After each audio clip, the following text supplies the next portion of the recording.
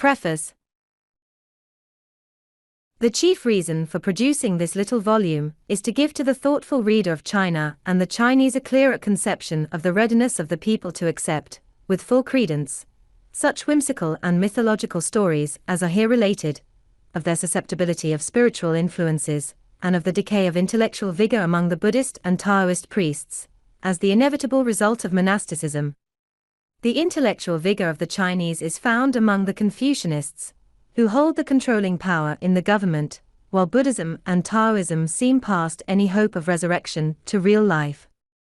They have had their age of faith. But no one need to doubt the spiritual susceptibility, nor despair of the intellectual progress of all classes. Christianity fosters mental growth, and science stimulates thought, and is eminently fitted to drive out all fear and superstition. Christian education is not failing in accomplishing this. The response is abundantly gratifying. However, the struggle with Buddhism and Taoism is not yet ended, it has scarcely begun. The reader finds himself here in the midst of the Asiatic world of nearly 2,000 years ago, when Buddhist priests had entered actively upon their pilgrim life.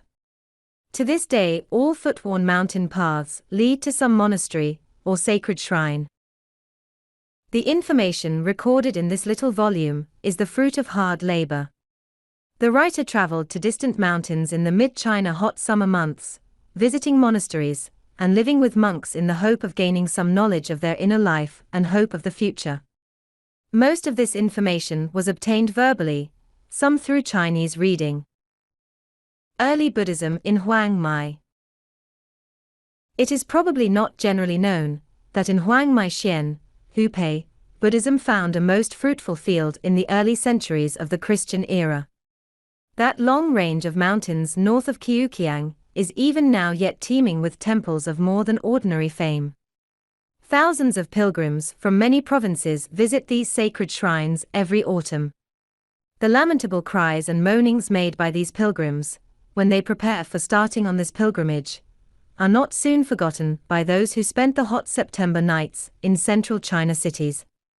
That their petitions may be answered, they take upon themselves the best vows, even promising not to look at a vain woman while on the way to the temples. The natural features of this granite mountain range are quite sufficiently interesting to explain why it was sought by devout devotees of early Buddhism. In some parts it is extremely rough and lies in such a rugged tumbled chaos as scarcely to admit of classification. Although the general aspect is one of sheer desolation and barrenness, it must not be supposed that there is no fertility to be found. There are many rich valleys and pleasant little rivulets, fringed with verdure here and there, watering the rice fields far up the winding valleys. Even the barest and most stony hillsides are seldom without vegetation.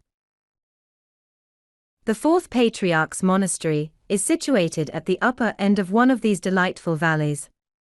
Approaching it from the plain below, nothing is seen of it, until the bridge, spanning the Pai crystal stream, has been crossed, when the temple comes in view, standing in a large natural amphitheater, opening toward the south. By a remarkable coincidence, nature has here greatly aided the imagination and the credulous superstition of the Chinese mind. Two rugged spurs of mountains, supposed to be dragons, and as irregular as this fictitious animal can be, fighting for the true pearl, a little knoll in the open amphitheater, is certainly all that could be required, from the Chinese point of view, to make this a charming situation. High up on a formidable mountain citadel, west of this monastery, stands a little temple, now in charge of a Taoist recluse. This temple is built over a natural cave in which, during the Tang Dynasty, the goddess of mercy dwelt. When Hwang Cao, the rebel, came to her abode in search of believers in her religion, she leaped across the deep ravine, which separated her from the monastery, and lit upon a solid granite rock, where her foot left an impress about 3 inches deep. Near by this footprint the place is seen where she rested. Rain and snow, frost and heat, drought and dampness of more than 1,200 years have been unable to wash away the stain which the tears of the infuriated goddess left upon this granite rock. The founder of this monastery, Dao Hin, was born in Hunan during the northern Zhou dynasty in the reign of Ta Xiong, AD 580. The emperor, having heard of his precociousness and later of his virtues, sent him upon several occasions fine garments and invitations to come to the capital, but he always refused to accept the presents and declined to appear at court. When he was threatened with death if he persisted in his refusal, he calmly offered his head to the envoy. The emperor, hearing that no imperial consideration could induce him to improve his condition, left him in peace and built for him the Pai Lu Ta, a rafterless octangular temple. Approaching the monastery, this temple tower is seen standing on the back of the dragon, which forms the left side of the amphitheater. That this structure was built in the 6th century is quite credible, for it clearly shows age. The tooth of time has so deeply set its mark upon it, that its masonry resembles, in age, the rocks of the surrounding hills. No wood was used except for the 2 doors, one large front door and a small one at the east, which have, however, long since disappeared. Only one corner of the tower is shown on the photograph, the annex to the east is of modern work. In this temple the patriarch lived and died in the latter part of the 7th century. 7 years after his death the doors burst open of their own accord, and it was seen that the body had not decayed. When the emperor heard of this, he promoted him to a god among the deities of the Chinese pantheon. In the Ming dynasty, the 4th year of the Emperor Wu Tsung, AD 1520, it was seen that a flame of fire issued from his head and consumed his body. It is now replaced by a copper image, enshrined in the monastery within an inaccessible shrine. A dim light is kept burning before his gloomy, dismal altar. In front of the main temple of this monastery stands a large cypress tree, with the limbs grown downward, a strange freak of nature. The story told about it is that Hung Zhen came to the 4th patriarch and desired to be instructed by him in the doctrine.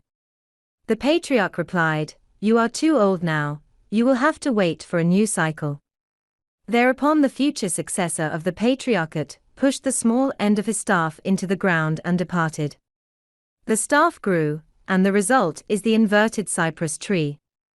Last year it died, root and branch. A telling illustration indeed of the once apparently flourishing and present decayed condition of this monastery and its inmates. The tree had not grown high. How could it with all its limbs turned down toward the earth? The marvel to us is that it grew as high as it did. What a struggle for life it must have had.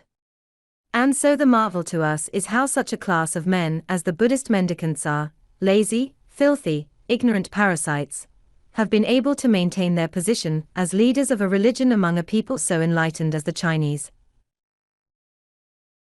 A consciousness of extreme dearth of religious life among the people and no hope for improvement, or else no perception of spiritual need, is the only explanation why such leaders have been endured.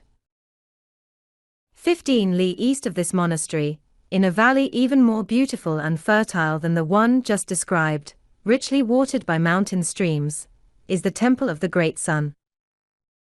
The founder of this temple was Sung Ming I, born in the Jiangxi Province during the Eastern Xin Dynasty, the 5th year of the Emperor Ti Yuan, AD 381.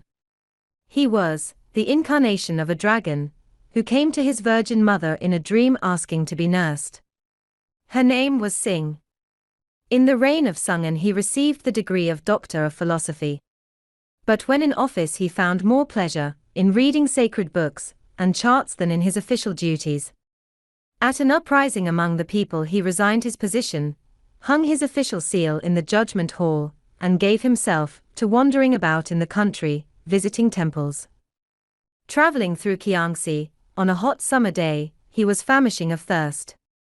As he passed a man working in the field, he asked for some tea. The man replied, "I have no time, the sun will soon be down, and I must finish this work today." Said Sung to him, "If you will bring me some tea I will place my staff in the earth, and so long as it is there the sun will not go down." When he had refreshed himself with tea he walked off, leaving the staff standing in its place. The farmer, busy with his work, had not noticed the length of the day, until a neighbor came and spoke about the fixed sun, hearing of the reason he cut down the staff, and the spell was broken. Such is the story told and firmly believed by the people. In his journeyings he came to Hwang Mei. While their 2 young men associated themselves with him to be instructed by him in sacred learning. At this time a long drought set in, and the people were in great need of water. He made his appearance before the people and announced that in 7 days it would rain. So it did. And all the pools and streams were bountifully filled. After this he retired into seclusion, and lived in a mountain cave. When another drought came, the people said to the Hwang Mei official, "Do nothing, but go up to the man living in the cave." The official went, and found him so intensely interesting that he forgot all about his own errand, and they began to write poetry and play chess. When he came out of the cave, behold, everything had changed. He knew no one, and no one knew him, nor could he even find his way back to Hwang Mei. Ages had come and gone, centuries had passed. So he returned to the cave and told Sung about it. While consulting together, sitting on a rock near the cave, they both with the rock ascended to heaven. On the stone, where last their feet rested, their footprints can yet be seen, also a chessboard carved into a stone in the cave. In the temple of the great sun his image in life-size is the chief idol. Here, as in many other places in China, the people seem to have more faith in this local deity than they have in the Buddhist gods. In connection with this temple, far up in the mountain in a quiet little nook, stands a plain little building, neatly kept, housing a large image of Sung Ming I. The old hermit in charge of this enviable little trust cultivates, for his living, a few little rice fields. But he has a pathetic story to tell, when we expressed our delight in finding such a cool retreat on a hot summer day. "Ah yes," said he, "what is joy to one brings sorrow to another. A few days ago, the last day in August, frost injured our rice crop." Leaving the Great Sun Temple, we traveled across a range of most varied scenery. Having walked a distance of 50 li, and at an altitude of about 3,000 feet, we suddenly came upon a large open valley, like a basin in the mountain top, surrounded by thickly wooded hills. Here nature had indeed been lavish in spending its beauty and glory, and here is located the old Patriarch's Monastery. No wonder that the Patriarch was charmed with this situation at first sight. The story of his life was told us as follows. He was a native from mid-India, born during the Zhou dynasty, in the reign of the Emperor Wei Lei, 425 BC. From birth his left hand was clenched into a fist, until his mother for the first time took him to the idol, when his hand opened, so that he could fold his hands respectfully in worship, whereupon he became deeply interested in idols. Being an unusually precocious boy, he read widely until he came across the Buddhist canon, and forthwith embraced that religion. After long and patient contemplation he came to China, and on his way north he met the sainted priest, Ta Mo, at the Lu Mountains near Kiukiang. The name of the place is called Ho Shong Fen, that is, the place where the priests separated. Ta Mo had come from southern India, and was the last of the Western and the first of the Eastern patriarchs of Buddhism. Ta Mo asked him how old he was. He replied, "My age is 800 years. So, said Ta Mo, "I have been looking for a man of great age. You may be the old patriarch," and gave him the robe and bowl of the patriarchate. After this conference at the foot of the Lu Mountains, the old patriarch crossed the swollen Yangtze, and chose the Hwang Mei district as his field of labor. Having set his heart upon the location for a temple, but finding no wood to build with, he went to Lung Ping, on the Yangtze River, where a merchant had a large raft of wood. Said he to the merchant, "May I sink this raft?" The merchant replied, "If you can sink that raft I will give it to you." The raft disappeared, and came up again in that high mountain valley. In like miraculous way his daily needs were supplied. When he had no rice, out of a little hole in a rock rice came. When the needed oil and salt, from another rock oil and salt flowed. Alas, today this once renowned monastery shows no such signs of divine favor. A sickly, diseased-looking young man and a silly boy were the only priests in charge. Their merit is certainly not in works of purity and wisdom duly combined, for none of these virtues are found with them. What Tamo, the founder of this temple, taught has apparently perpetuated itself, and may account somewhat for the ignorance and apathy of Buddhist priests, viz., that religion is not to be learned from books, but that man should seek and find the Buddha in his own heart. Every department of this great labyrinthian temple shows utter neglect and rapid decay. Even the main altar with Shakyamuni, the god of all gods, Kasyapa, the god of the future, and Ananda, the god of the past, are in a most dilapidated and pitiable condition. It may be supposed that with some of these priests there is a desire for spiritual life, but undoubtedly their spiritual conception is of a very inferior order. From the moment we entered this beautiful place in the mountain top, until we took our departure, the sacrilegious thought did not leave us that it would make a most charming summer resort for Westerners. Traveling 60 li farther eastward over rugged hills and through valleys, along steep cliffs and jagged rocks, we came to the Fifth Patriarch's Monastery. The approach to this temple is a broad stone-paved road, rising immediately up from the level plain toward the massive cliff, like a huge altar of some natural temple, encircled by peaks of various shapes and heights. The founder of this monastery is claimed to have been born into this world the second time in the Sui dynasty, and the second year of Zhen Chou, AD 603. In his first stage of existence his name was Hung Zhen, and he lived in Hwang Mei, where he was a planter of coniferous trees. He came to Dao Hin, the fourth patriarch of Buddhism, for instruction. "May I yet learn the doctrine?" he asked. "Die and come again, and I will teach you," replied Dao Hin. Hung Zhen asked, "Where shall I go to die?" "Go until you come to a pond where a maiden named Shui washing clothes, and there stop," said Dao Hin. He went, and when he came to the place and saw the woman, he said, "I am an old man, may I stop overnight?" The maid replied, "I have a father and brother, ask them." While he yet spake a peach came up out of the water, and the maid ate it, and she became his mother. Despised and rejected by her people, she was driven away from her home, and with her son reduced to beggary. In dire distress she threw the child into a pond, but he would not sink. Rescued from this watery grave, she nursed him again, but the first 7 years of his life he never spoke a word, and was mocked and ridiculed by many, saying, "He has neither father nor name." When his mother brought him the first time to the temple, the bells rang of their own accord. Hearing this he said, "Now I can learn the doctrine." He went again to Dao Hin to be instructed. "What is your name?" asked the patriarch. "I have no name," was the reply. "What? No name?" "No," said he, "I am a foo, an idol. I am emptiness." Having gained the favor of the fourth patriarch, he became his successor. To the credit of Hwang Mei Buddhism, it may be said that this monastery is in a good state of repair, and favored with an intelligent abbot. It would indeed have been a pleasure to have spent some time with him. He received us dressed in his priestly robes, and spoke very intelligently.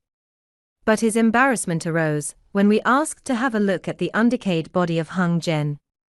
The most liberal offer which we could make would not induce him to open the sacred shrine where this deified emptiness rested. As with his predecessor, so here a dim light is kept burning before his altar. When the philosophical and abstract teaching on speculative metaphysical subjects, such as the patriarchs of Buddhism taught their disciples, are taken into account, then we need not be surprised at the indifference of the priests in their habits. Indeed, superficially viewed, the more slovenly they live, the more orthodox they might seem in their own eyes. This may be inferred from examples of their doctrine. For instance, when Hung Zhen desired to know who should be his successor, Giles tells us that he asked each of his monks to compose a gatha. One of his favorites wrote on a wall, "Man's body is like the body trees, his mind is like a mirror, and should be constantly cleaned lest dust should stick to it." Lu Huaneng saw this and came by night and wrote alongside, "There is no such thing as the body trees, there is no such thing as the mirror, there is nothing which has a real existence. How then can dust be attracted?" This secured for him the robe and bowl of the patriarchate, for he became the last patriarch of Buddhism in China, as the doctrine by him was supposed to be well established.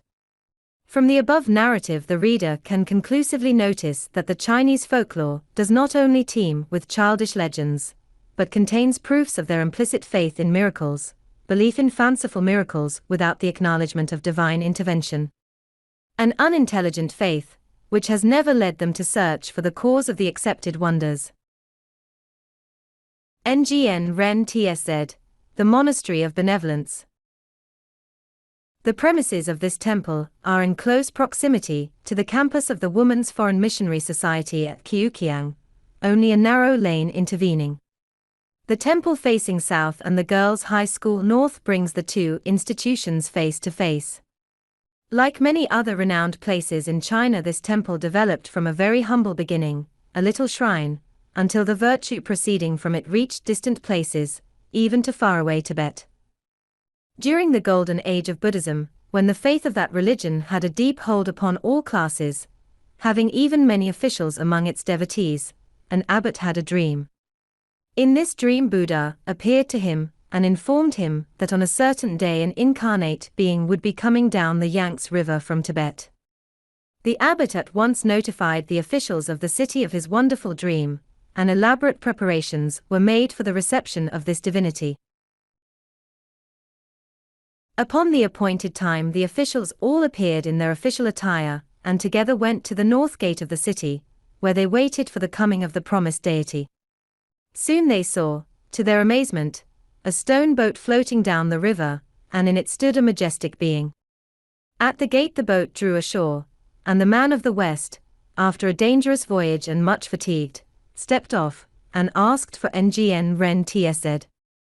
With due ceremony and in great pomp, he was escorted to the sought-for sacred shrine. The news of this strange visitor to this humble place spread throughout the provinces. Pilgrims came from all parts seeking the blessing which this divinity had brought to this temple.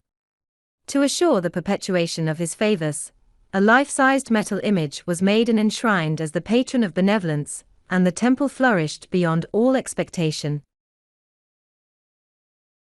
The granite stone boat, which brought this deity from the far west, is lying in the temple grounds, and is proudly shown to this day by the credulous priests, as the instrument that brought the once enjoyed fame to their temple. It is of one solid granite block about 15 feet long and 3 feet wide, hollowed out like a trough. All admit that of itself it could not float, but the buoyant divinity bore it up, and it bore the divinity down through the gorges to his desired destination.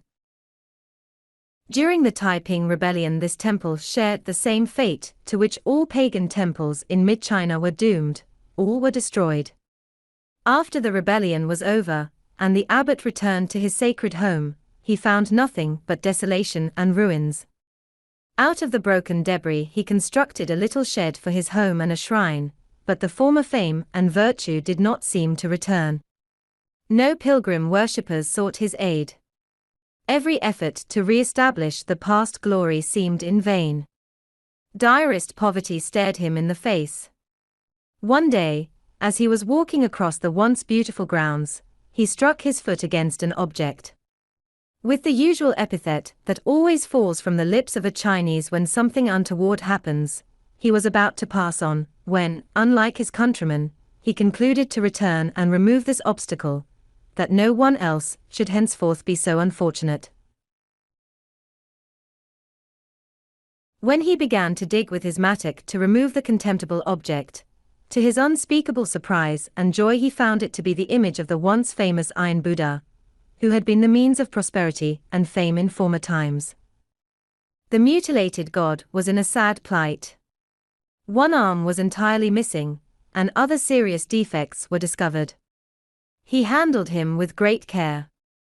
The missing hand was soon replaced, and all blemishes repaired. Newly gilded over and an altar extemporized, he was soon reinstated. When this was known, the former reputation of the temple began to return. An imperial grant was made for the erection of substantial buildings, and a new era for the once famous monastery seemed assured. 20 years ago, it was doubtless one of the best-kept pagan institutions in this part of China. It contained all of the departments necessary to constitute a fully equipped monastery. In a lofty building at the main entrance stand the 4 imposing images known as the Guardians. Then follows an artificially constructed pool over which is built the Bridge of Fate, leading to the chief hall, where the Buddha of the past, present, and future, and the 18 Lohan are enshrined. On the north side of the center altar, the goddess of mercy is represented as standing at the seashore upon the back of a great sea monster. Here, as in other parts of China, she is the most highly revered deity in the Buddhist pantheon. She is to the Buddhist what the Holy Mother Mary is to the Catholic. In the northeast corner of this building hangs a large bronze bell, whose melodious sound is not supposed to die out. Every stroke upon this bell, with a horizontally suspended piece of wood drawn by a priest, is believed to send a flash of light into the darkness of Buddhist Hades, and illuminates the path for a struggling soul to escape from the torturing demons. The vibrations of this bell seem to continue long enough to allow the faithful priest to take a little nap between the strokes. For many years a blind priest sat there day and night performing this meritorious service. In this spacious hall many priests meet to hold annual gatherings during the month of September. These meetings might be denominated liturgical conventions or high mass. They are sometimes continued 2 or 3 weeks, and at the close young priests, having taken their vows, are consecrated to the priesthood by the abbot, who, with a burning incense stick, brands them on top of their shaven heads. In the extreme rear of these grounds is a modest little structure, within which stands the once famous Iron Buddha in a glass case, testifying of the fame of his past days. To the right and left of this building the monks have their living compartments. To the east, close by the temple grounds, stands a pagoda for which unusual merit is claimed. Many years ago, when the literati of Kiukiang had failed for successive years in their effort to pass in the competitive examination for degrees, one of their number, a savant above the average, advised that a pagoda be erected to regulate the feng shui, that fortune might again return to the wise men of Kiukiang. All who had faith in this prophecy contributed freely, and enough energy was set in motion to so stimulate the sluggish literati that the very next examination, after the completion of the pagoda, brought brilliant success to a number of competitors. The merit of the pagoda was established beyond doubt, and every year thereafter students of Te Woxian Township have been successful. At the last examination, given under the old regime, 2 of the students of William Nast College were among those who gained the enviable distinction. The competitive examination has been abolished, but the pagoda will doubtless stand as a monument of past superstition for ages to come.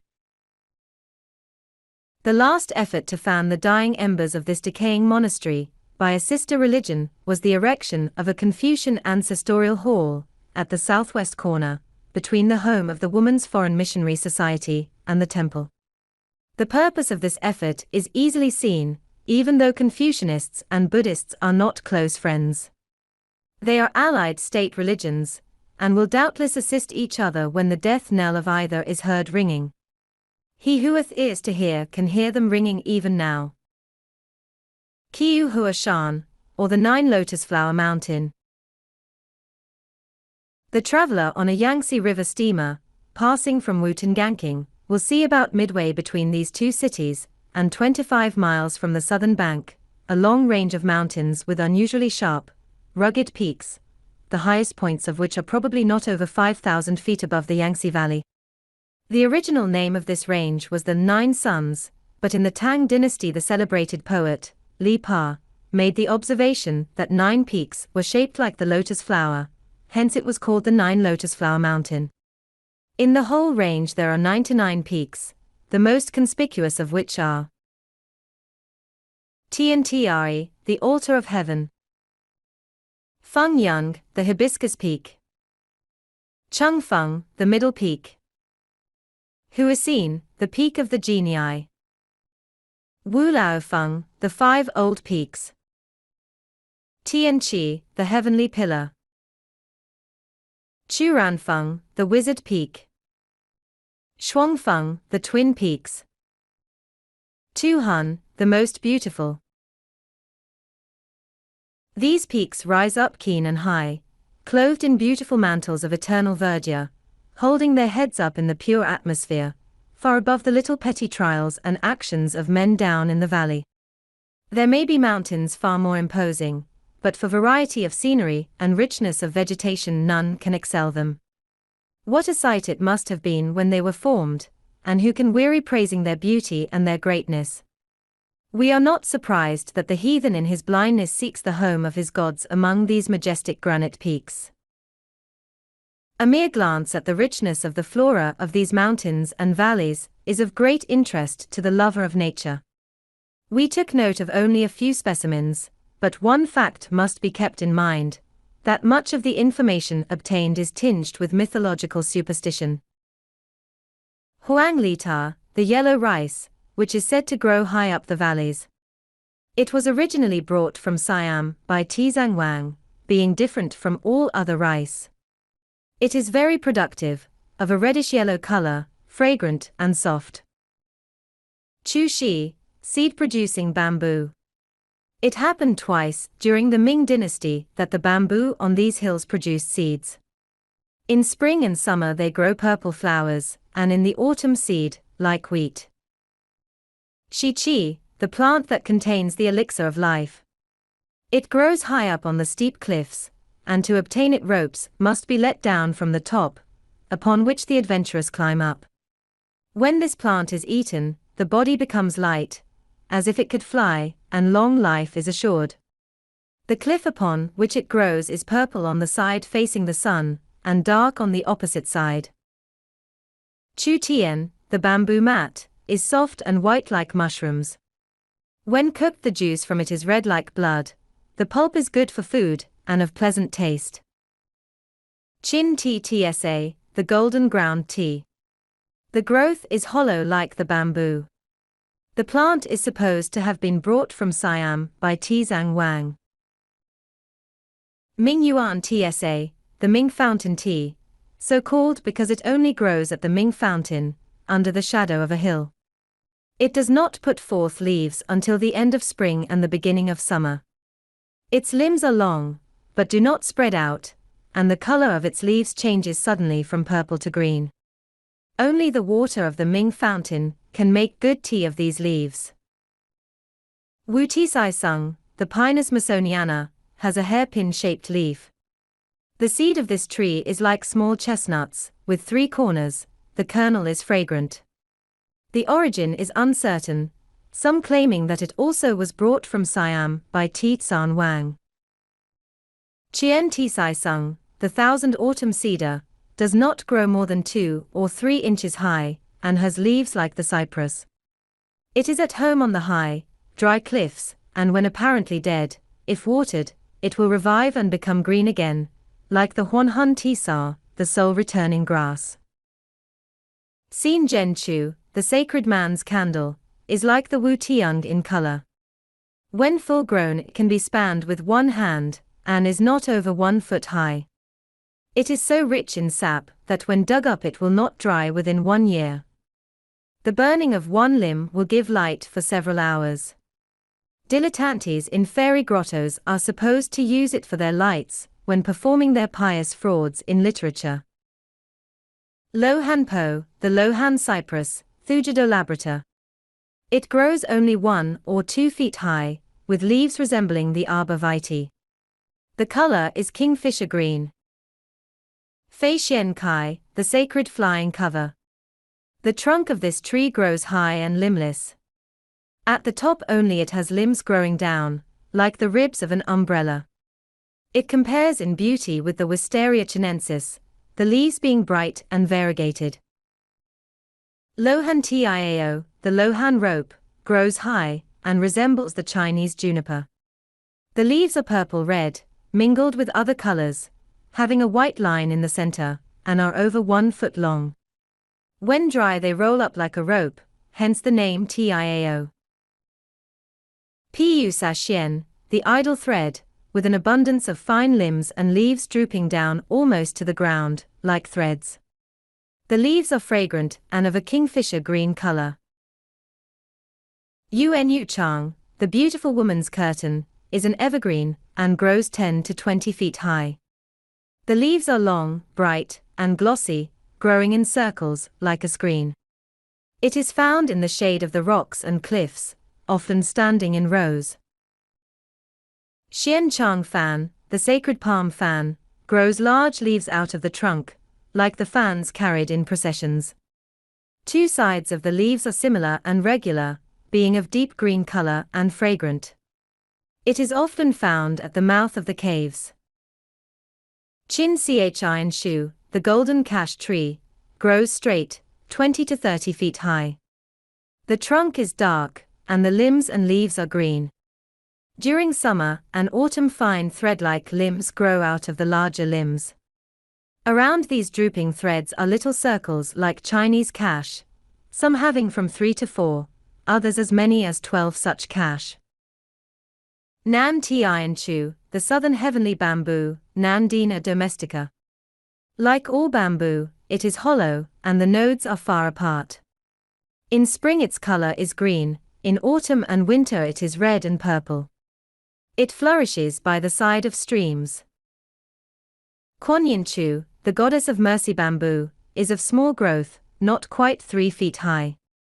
Its leaves are fine, and their color bluish-green. It is an evergreen. Shi Chu, the stone bamboo, also called the dragon beard bamboo. It grows a fine flower, and its color is red and purple. Qin Pu Yao, the shaking golden steppe. It grows in abundance and flowers profusely. Its leaves and flowers are always shaking, like the aspen. Xian Kui, the sacred cassia, has leaves fine and soft, of reddish and greenish colors. The color and shape of the flowers are like red sacs, and the seed like red pearl. When damp with dew both flowers and leaves emit a most pleasant fragrance. Yu Yin Lo, the precious brooches. The flower is round and droops, like pure pearls. It grows along streams in clusters, like the garden thyme. Po Lan Hua grows over 10 feet high, with long fine leaves.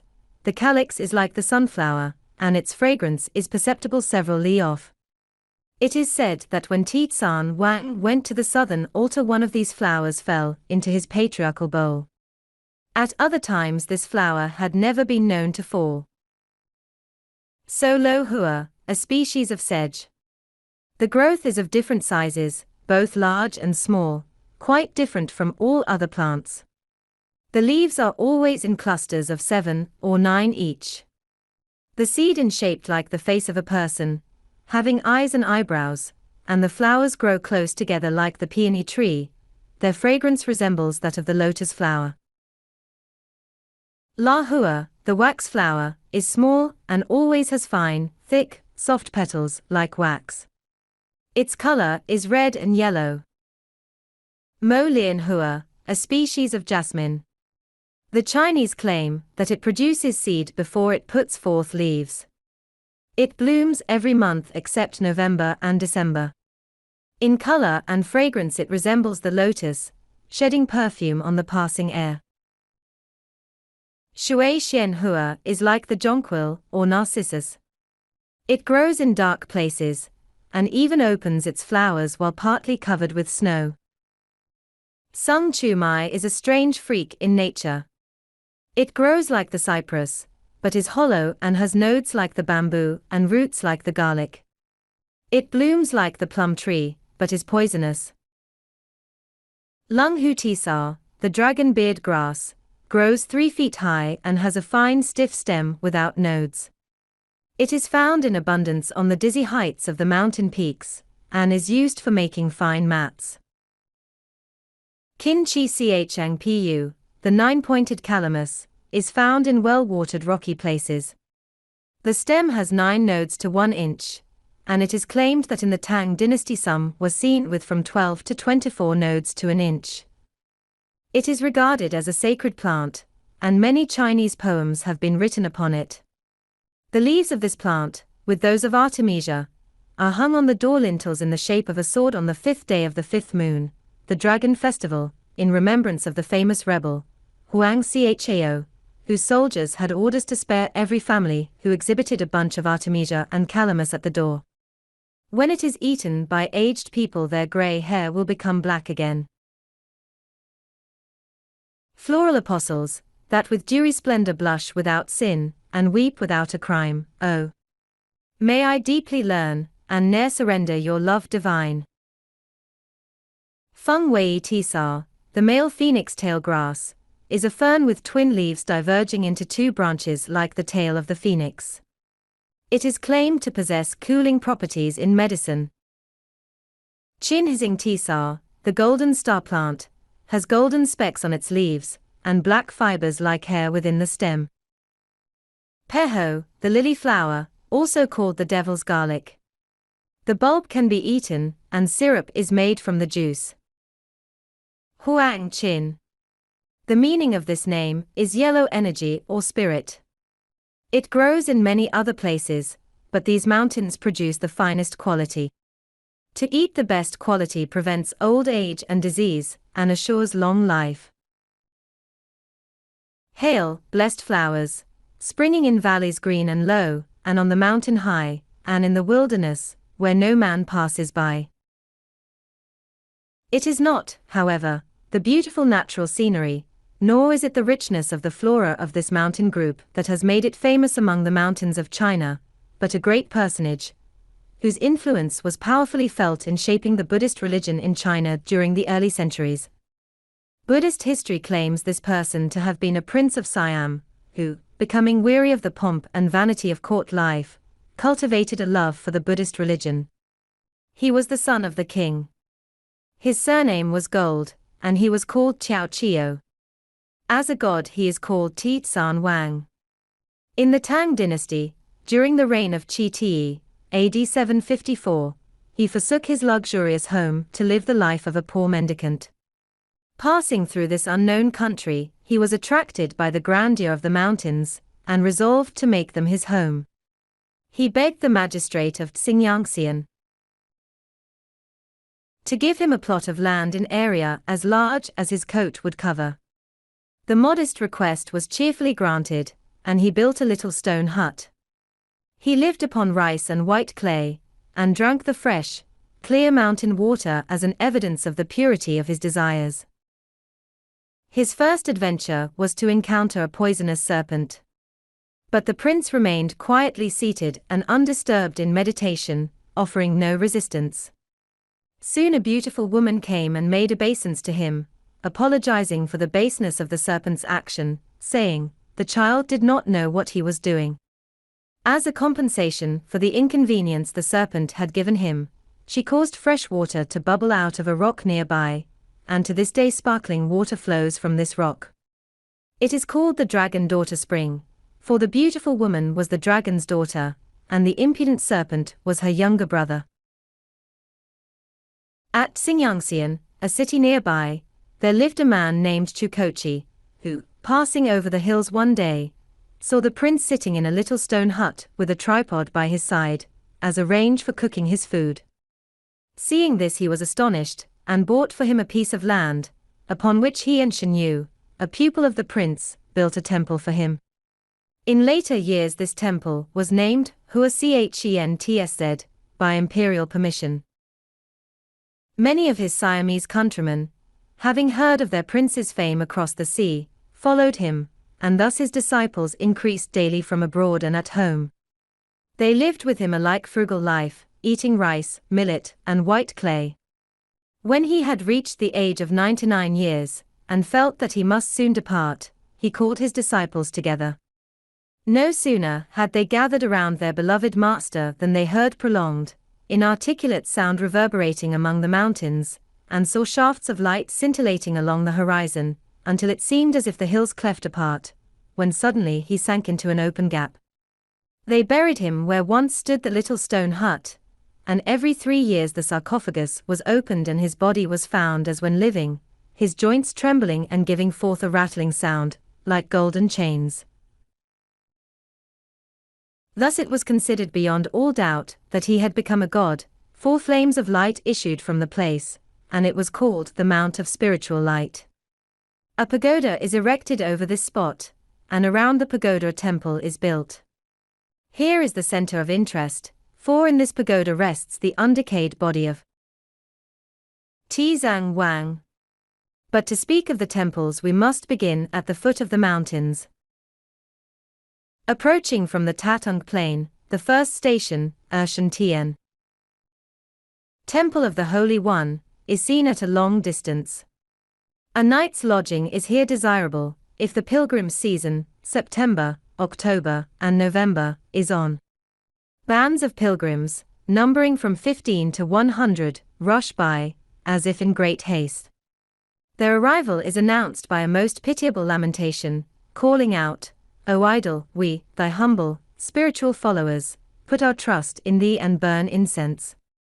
When they have gathered around the altar, all kneeling, the leader beats a sonorous gong as a signal to the idol, and chants in a lamenting tone, "Savior of the unseen world, save all the people from their sins and suffering." After which all the others repeat it 3 times in a similar pleading tone. A priest standing by the altar pronounces a benediction upon them as they depart, for which, of course, he expects a few cash. In like manner they make a complete round of all the temples, shrines, and altars, over 80 in number. We can only mention a few. Passing up a romantic valley, other temples for lodging pilgrims are seen, and after an ancient moss-covered bridge is crossed we are called upon to pass through the first gate to heaven. As might be expected, it is a very plain, humble structure. On the lintels of the door an inscription reads, "Those who have arrived here are to be considered as not outsiders, but as one of us." The chief idol here is Ling Kuang. He was originally a traveling mendicant during the Sung Dynasty, and became the first in rank of the 26 supernatural soldiers, under the control of the Jade Emperor. Above his head is a searching inscription, "Xin Wen Xing, ask your own heart." He is believed to be a subtle and wide-awake god, having a third eye in the middle of his forehead. In another inscription it says of him, "With one stroke he awakens all men, and with 3 eyes he overlooks all under heaven." He helps people to gain their object in life with speed, his aid is as quick as thought.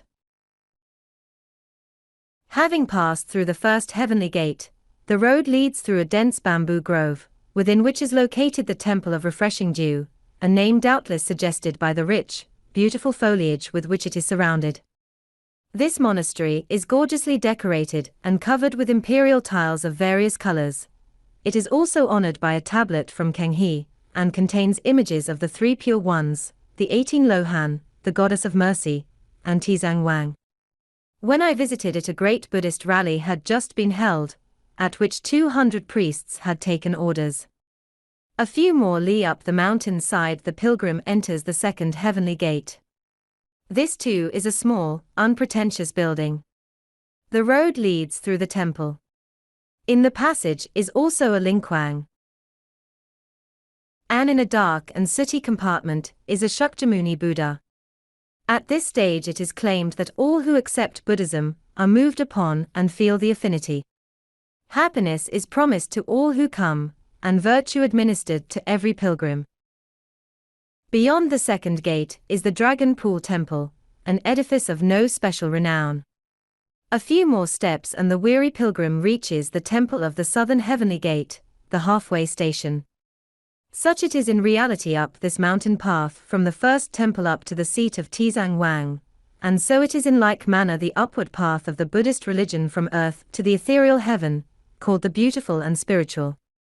Then the temple of 10,000 ages is seen, and the third heavenly gate is reached.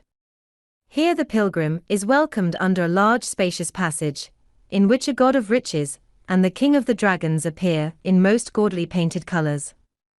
An attempt at beauty is also made in the inner hall, where the goddess of mercy with her servants is enshrined. Following the winding road up over a ridge, we saw an unusual scene. A lingquang of life size was placed by the wayside, seated on a chair, with an incense burner in front of him, and a broken one to his left. The little basket by the burner betrayed the object of his appearance in public, a few cash being in it. A little farther on, over a thickly wooded knoll, the illuminated glory of Buddha was seen, a restful valley nestled in the top of the mountain. Approaching from the north, the principal gate of heaven is seen on the opposite side of the valley. This gate leads to the hall par excellence, also called the mortal body's precious hall. Here rest the mortal remains of Tizang Wang, here his chief influence was exerted, and here he is worshipped by millions of devotees. This building is square. On the east and west sides stand the 10 rulers of Hades. In the southeast and southwest corners are 2 police of Hades, one having an ox head and the other a horse head. In the northeast corners the civil and military judges preside. In the center of this hall stands a square altar. Upon this altar a pagoda is erected, which reaches up through the roof of the building. On the south side of this altar are 5 images of Tizang Wang and 2 servants. On the north 4 images of Tizang and 6 servants. On the west 2 images of Tizang, 1 laughing Buddha, and 7 servants. On the east 2 images of Tizang and 2 servants.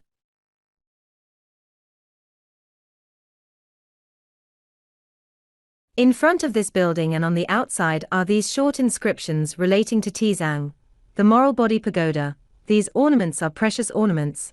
He confers grace upon all persons. His blessing extends over all Asia. His divine power has been shown in all directions. His intelligence in Buddhism was innate. The lucky wheel of fate stopped here forever. All people receive his divine favor. His kindness extends to all living beings. The divine clouds shelter all. This is the most divine place between 10,000 hills. On the north, outside this building, are 5 large iron incense holders. The 2 outer ones have horns and are 5 feet high and 4 feet in diameter. The 2 inner are 4 feet high, and in the corner stands an incense holder with a cover like a Chinese umbrella. Upon this vessel pilgrims were rubbing cash, until they became bright. The belief is that children who wear these cash around their necks will become heroes. It is called the heavenly vessel. Around these incense burners is the rallying place of all the pilgrims. Here they kneel under the open sky and worship Tizang, burning great quantities of sandalwood. Beyond this chief temple is the Hall of Transmigration. At the entrance of the south door stand 2 black and red, ferocious-looking guards. At the north door 2 yamen runners with ox and horse heads. In the northeast corner is a scribe, who keeps the accounts of men's lives. By his side a fierce, black image, holding a banner upon which is written, "Discriminate between good and evil." In the northwest corner stands a military officer holding a sword, upon which is inscribed, "The urgent warrant will seize quickly," and in the southeast corner stands 2 devil-faced, gaudily dressed yamen runners. The duty of these guards is to keep off all wicked worshippers from Tizang Wang. On the east and on the west sides of this hall the 10 divisions of Hades are represented, each presided over by one of the 10 kings.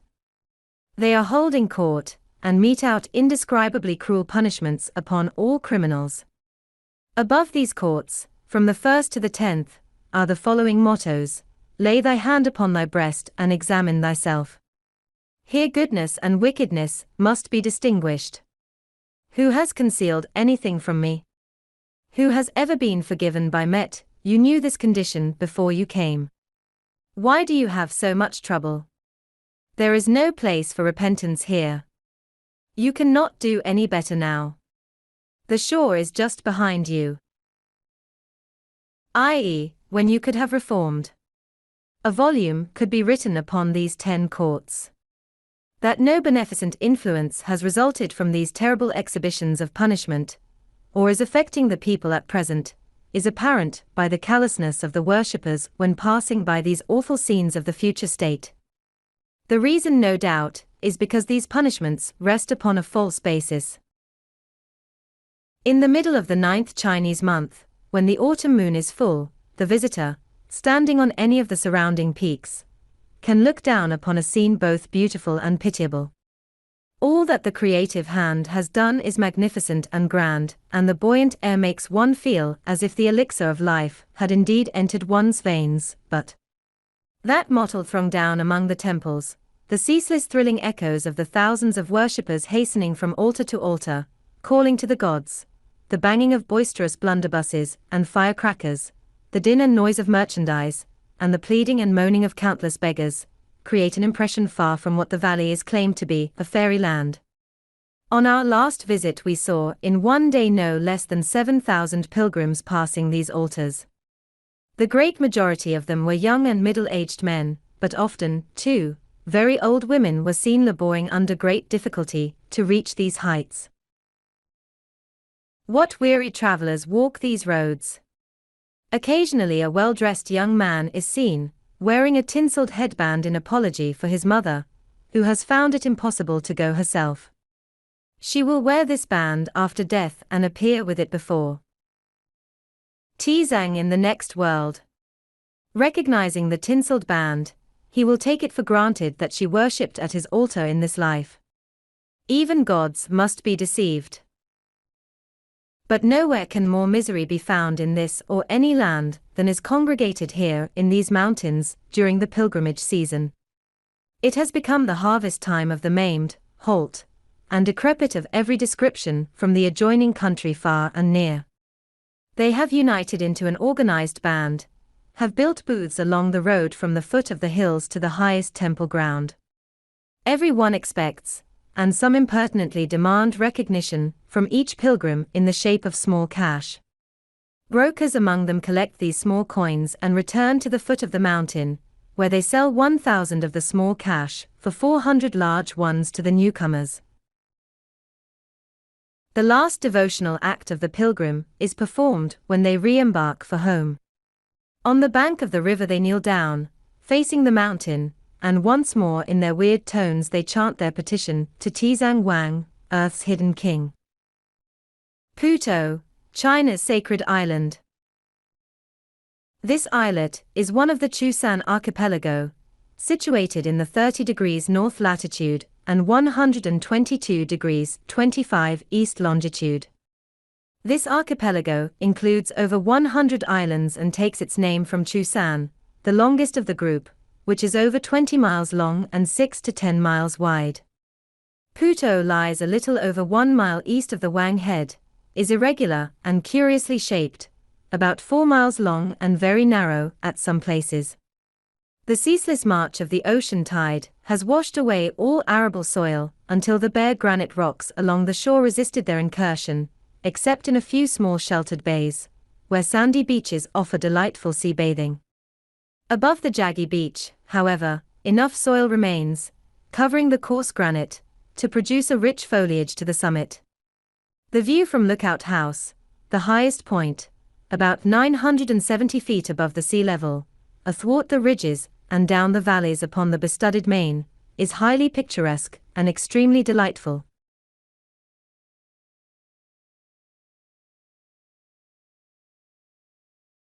On approaching the island, the visitor is landed at the southern point upon a well-built stone jetty, from which a broad, well-paved road leads to the three main temples. The front is called Universal Salvation Temple. The rear is called Rain-Producing Temple, and there is another called Wisdom Salvation Temple. Smaller roads branch off in all directions, leading to grottos, temples, and shrines of all sizes and shapes. As of ancient Judah, it can indeed be said that in the high places, and on the hills and under every green tree, the gods are worshipped, and even in the rocks images are hewn. These walks are lined with large, shady trees, and aromatic shrubs diffuse the air with a pleasant fragrance. The numerous inscriptions chiseled into rocks along the pathways are an evidence that the whole island is devoted to the propagation of the doctrine of the Goddess of Mercy. Here are a few specimens. With a reverent heart take a look. The law of Buddha has sacred affinity. The goddess regards all men with kindness. Even the stupid stones bow their heads. The Buddhist kingdom together ascends. Ascend and enter the region of formlessness. Ascend and behold the body, supreme wisdom. Illusory light rises in the east. On a stone tablet set on the top of a hill are the following inscriptions. There is a sacred island on the sea. Over the sea there is a Buddhist kingdom. I put my trust in Amida Buddha. There is another world. On the opposite side of the tablet is the following. Only virtue is original. There is also wisdom's salvation temple. With reverence be cautious not to kill living creatures. Do not pour hot water upon the ground, lest living creatures be injured, and when walking, be careful not to step on anything living. Such is the heart of the great conveyance and of supreme wisdom, necessary to the enlightenment of Buddha. With uprightness of heart cultivate the body. Be most careful to guard against avariciousness. If these worldly desires are not entirely exhausted, the sacred fruit is not complete. Let all under heaven give reverence, and ascend to the other shore. Read good books and speak good words. Do good deeds and be good men. Imitate good examples and retain a good heart. Read the Buddhist ritual and worship Buddha. Abstain from meat with a reverent purpose, and do good in abundance. In a conspicuous place the following exhortation is inscribed. In a Buddhist classic there is a law in which it is said, kill not. In explanation of this observe, above there are all kinds of gods, holy men, teachers, monks, and parents, below there are four-footed beasts, birds, wriggling worms, and small insects. All that has life should not intentionally be killed. In this classic it is also said, the winter months breed lice. Take them and put them into a bamboo joint. Keep them warm with cotton, and give them oily food to eat lest they might freeze or starve. Such is the doctrine of the Goddess of Mercy. Following the path that leads eastward along the shore until the northeastern point is reached, a place of unusual interest is seen, called the Shantung Buddhist Echo Cave.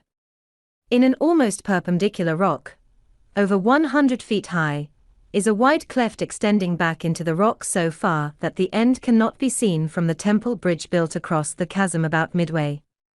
When the waves dash against the rocks at the bottom of this cliff, and the sun shines upon the spray and mist rising up into the clefted rock, a natural phenomenon appears. The colors similar to those produced by the sun's rays falling upon raindrops are seen. The devout Buddhists firmly believe that this natural appearance is a living Buddha. A priest said to us, only believers can see him. When visiting this place, two elderly women were worshipping upon this temple bridge. After making their prostrations facing the cleft, the old Taoist recluse in charge of this shrine directed their attention to the place where the Buddha would appear. They looked and they looked until nature was in their favor, and the sun broke through the clouds, and they saw their heart's desire, the living Buddha, a fraction of the rainbow. Because of this belief, in the early days of Buddhism, many devout believers cast themselves down over this precipice in the hope of thus attaining to Buddhahood. A magistrate of Qinghai, hearing of this, wrote a proclamation in which he exhorted the people not to act so foolishly. He assured them that all who cast themselves down over this precipice would not be protected by the goddess, and would obtain no benefit, but the people did as before. Then he wrote a book, and called the attention of the public to the moral nature of this abuse. They who injure their bodies, said he, injure their parents, and cannot be considered filial. Think of the harm to yourselves in throwing your bodies among those rocks, where they will be dashed in pieces by the waves and eaten by the fish. And think of your families, your fathers and mothers, your wives and children. You came here to worship the goddess of mercy, to obtain blessings for your home, and word comes that you have destroyed yourselves. What grief! What sorrow! The goddess does not want such offerings, she herself will be distressed. If any want to sacrifice their lives, let them do so upon the altar of their country, and all will know that some good has come to the world through their devotion. As your official, I consider it my duty thus to exhort you. This book had its desired effect. Since then the government of this island has become independent of civil jurisdiction, being ruled by the abbots of the chief monasteries. The abbot of the rear temple seems to possess more than ordinary business ability, judging from the clean and orderly condition of this temple. He is said to be an ex-comprador of Ningpo and Shanghai. Their mode of government is much the same as the civil government. A priest at Futingsan told us that even the power of administering capital punishment was in their hands, but the island being the home of supernatural beings and so many gods spreading spiritual light, corporeal punishment was seldom required. This priest had an exalted opinion of the deep spiritual enlightenment of their fraternity. When he was asked whether the older priests admonished and exhorted the younger, he indignantly replied, "How can we be exhorted when we have once comprehended the doctrine?" The next point of interest was the many miraculous legends told and believed by the people. The most of them have the coloring of historical authenticity, giving names and dates, but they lack in credibility. The oldest reach back as far as the Tang Dynasty. We can only give a few. The Emperor Tai Ho, who reigned near the middle of the 9th century, 827 to 836, was said to be passionately fond of holai, a species of clam. So the people of these isles yearly sent him all they could gather, even greatly overtaxing themselves for their emperor. One day, as he was eating of his favorite dish, he found one with a hard shell which he could not open. He cleaved it with a knife and found within an image of the goddess of mercy. When he saw this he was frightened, and commanded that the image be encased in a sandalwood casket, overlaid with gold, and placed in the imperial palace. Then he asked a priest named Wei Chen what this meant. The priest replied, "The goddess desires to open thy heart, that thou mayest be temperate in all thy desires." Whereupon the emperor no longer pressed the people to send him clams, and issued a proclamation that an image of the goddess should be placed in every temple.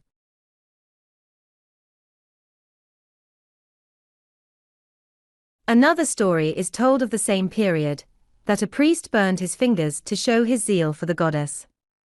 When his fingers were almost burned off, she appeared to him and comforted him for his faith and devotion. During the posterior Liang dynasty, in the reign of Chen Ming, 915, a Japanese priest named Hui Ngo brought an image of the goddess from Wutai, and was going with it to his home in Japan.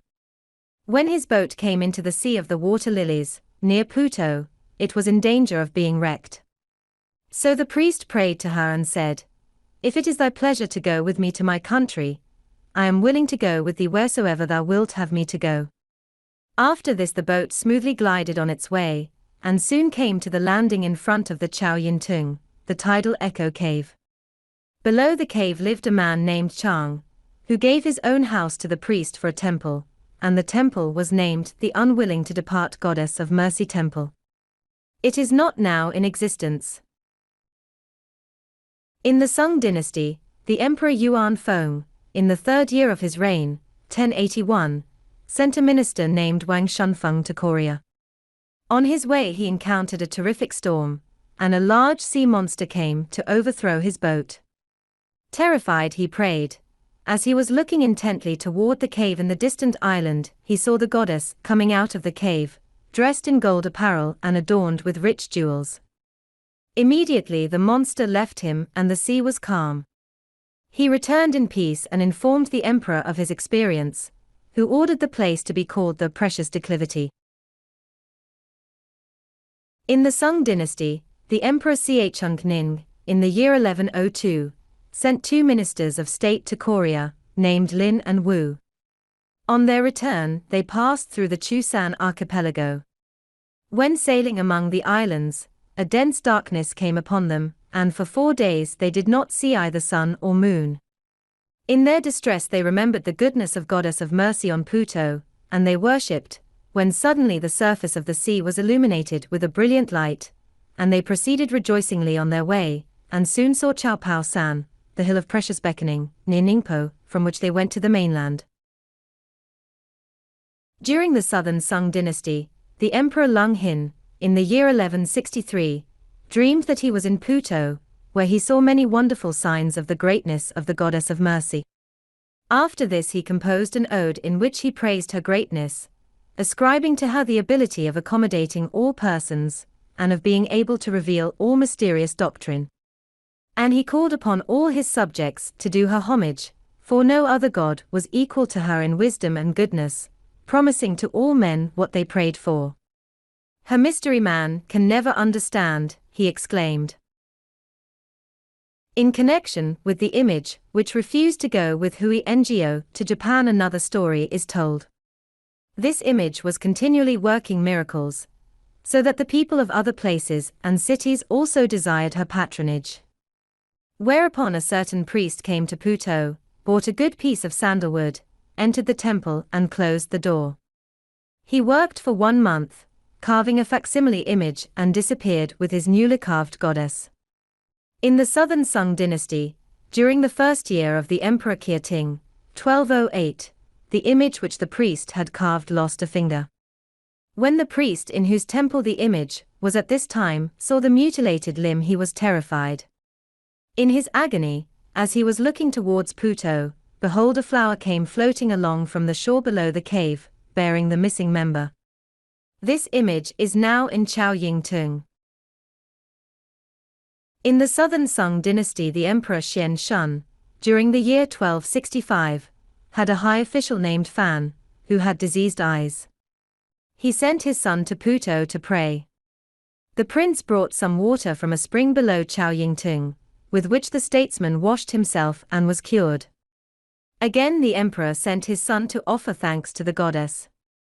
Having discharged his obligations, he was sitting by the cave when the goddess revealed herself in a cloud of smoke in which she was veiled. When the young prince came to another cave, he saw the servants of the goddess standing face to face by his side. They were dressed in white garments with crowns upon their heads, both looking towards him as if they wished to speak. The following 2 legends are assigned to the Yuan dynasty. In the 13th year of the Emperor Qi Yuan, AD 1264, a high official was sent with a Lama priest to the southern isles to restore order. Upon his arrival he expected to see the goddess as others had seen her, and when no vision appeared he was angry, and shot an arrow into the cave and took his departure. On his homeward way he was surrounded by water lilies so dense that all progress was impossible. Fear fell upon the warrior, and he repented of his unbelief and hasty action. Returning to the cave, the goddess revealed herself to him, dressed in white and attended by her maidservant, whereupon he ordered a temple to be built over the cave. In the 5th year of the Emperor Ta Ti, AD 1302, a man of literary distinction, named Chusan Feng San, was sent to worship on the Li mountain. On his way hither he passed Chaoyingtong, where the goddess appeared to him, wearing a crown and necklace of precious jewels, holding in one hand a willow branch, and in the other a blue glass cup. During her visible presence the cave was filled with light. The Ming dynasty was specially fruitful in producing interesting legends.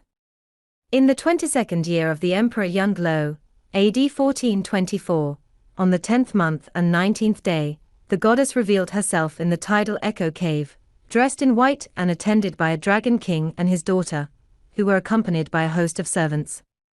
From 10 to 11 o'clock they opened wide their eyes and made a sorrowful countenance. By 12 o'clock their countenance had changed to purple, and they stood facing the wall. At 6 p.m. they were seen at the Archer's Cave, and a god dressed in white, wearing a golden crown, was seen sitting in the midst of the sun, and Bodhisattva was standing under the sun, while the Lohants were walking upon the sea. On the following morning at 6 o'clock a god, with a purple gold body was seen in the cave. In the second year of Huan Ti, AD 1428, and the fourth month, Yen Lo Wang, the ruler of Purgatory, the Chinese Pootoo, with his two daughters was seen in the cave. In the year 1575, the second year of Wan Li, a priest, named Pi Chuan, was on his way upon the sea to Pootoo, when he saw in the sky a goddess dressed in white, flying westward, while another priest, named Sai Feng, saw her passing over Shantung, the capital of Sichuan. 6 years after this a priest named Ta Xiang came to this island and found the conditions very favorable. The desire of his heart was to build a temple, and he came to the cave where the goddess of mercy dwelt, and prayed, "If I should build a temple here, give me a sign." In the evening of the same day he saw the tide bring in a large bamboo. "There," said he, "is the sign," and he built a tidal wave temple. In the 14th year of the Emperor Wan Li there lived a Hangzhou priest at Pootoo, whose mother was a most ardent worshipper of the gods. She was also a vegetarian, and went about collecting subscriptions for temples. One day, as she was soliciting gifts, an idol was given her. The neck of this idol was of gold, and she gave it to her son, the priest. When he saw that the neck was of gold, he coveted the valuable metal, and engaged a workman to peel it off. But no sooner had the workman begun his sacrilegious work than he dropped dead. Soon after this the mother came in her wanderings to Pootoo. When the priestly son saw her he began to curse and said, "The one who injured me has come," and he dealt her a slap with the hand. After rushing over the hills in his madness he cut his throat, but before dying he said to his colleagues, "Follow not my example, for if you do, you will come to the world of misery." 4 years after this, on the 10th month, the priests of the island had an altercation, which they could not settle among themselves. So the case was submitted to the magistrate at Tinghai. When he came to the island to settle their trouble, his faith in Buddhism and the pretensions of the priests was thoroughly shaken, and he took a set of the standard classics of the Lotus School, and burned them and made the priests walk over the ashes. That night he had a dream. In his dream he saw a sacred man coming to him, who explained to him the meaning of the Buddhist doctrine and then said, "Heretofore you believed this doctrine, and now you persecute it. For this you cannot obtain forgiveness. In the spiritual world you will have to become a herdsman." Hearing this he was deeply grieved, and he begged the idol to forgive him. Also a priest named Ta Chi prayed to the idol for him.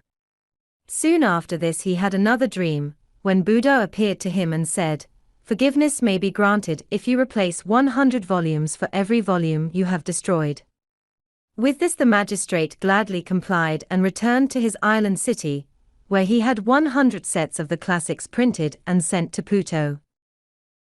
The following are of the Qiang dynasty. In the reign of the Emperor Shansi, about the middle of the 17th century, there was a pirate chief named Enyu Chin, who consulted with a Japanese priest to take to Japan all the Buddhist books which the emperors of the Ming dynasty had presented to the monasteries of Pootoo. When a priest named Chao Chung came with several hundred priests and begged the chief not to rob them of their books, he became angry and said, "If you want these books, you will have to descend into the depth of the sea and confer with the Dragon King in his yamen," and forthwith he set sail for Japan. When far out upon the ocean, behold, a great fish prevented his boat from going any further. All skill was baffled, and he was in great despair. He repented of his evil and returned, when a fair wind brought him to Pootoo in less than half a day. The priests all rejoiced and replaced the books in their respective libraries. In the third year of Kiangsu, the first month and the first day, the priests at Pootoo saw a crescent-shaped white light resting with one end upon the top of a temple, and with the other upon a hill not far distant. And they saw the goddess dressed in white walking from the temple over this arch to the adjoining hilltop. From this they concluded that evil would soon befall this temple. 1 year later foreigners came to this island and took all the idols, banners and curtains, and carried them off to Japan, where they were sold for TLS 200,000. On their return to their native land their ship was destroyed by fire, and they all perished in the sea. The same year pirates made a raid upon the island, burning the temple and smelting the copper images. When they came to the rear temple, the robbers, eager to plunder, pressed into the inner parts, while the front was set on fire, and thus they perished by their own hands.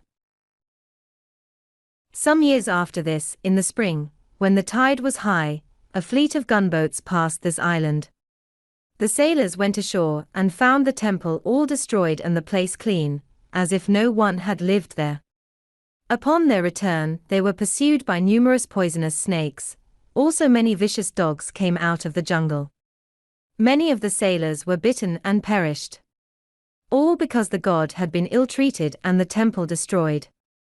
During the latter part of this year the Ningpo admiral came to this island with his ship, and his soldiers found a bronze image which they took with them. When they were on their way, the ship became so heavy by the weight of the god that it began to sink. The admiral, suspecting that something was wrong, searched the ship. When he found the god he ordered him to be returned, and his ship regained its buoyancy. In the 21st year of Kiangsu, a literary man, named Kawased wrote the Book of Rewards and Punishments, a kind of commentary of modern Taoism. His wife embraced the Buddhist religion and also read the Chin, the Diamond Sutra, the Sutra of the Prajna, which is able to crush diamonds. In the 4th month of this year she became ill and knew herself that she could not recover from her illness.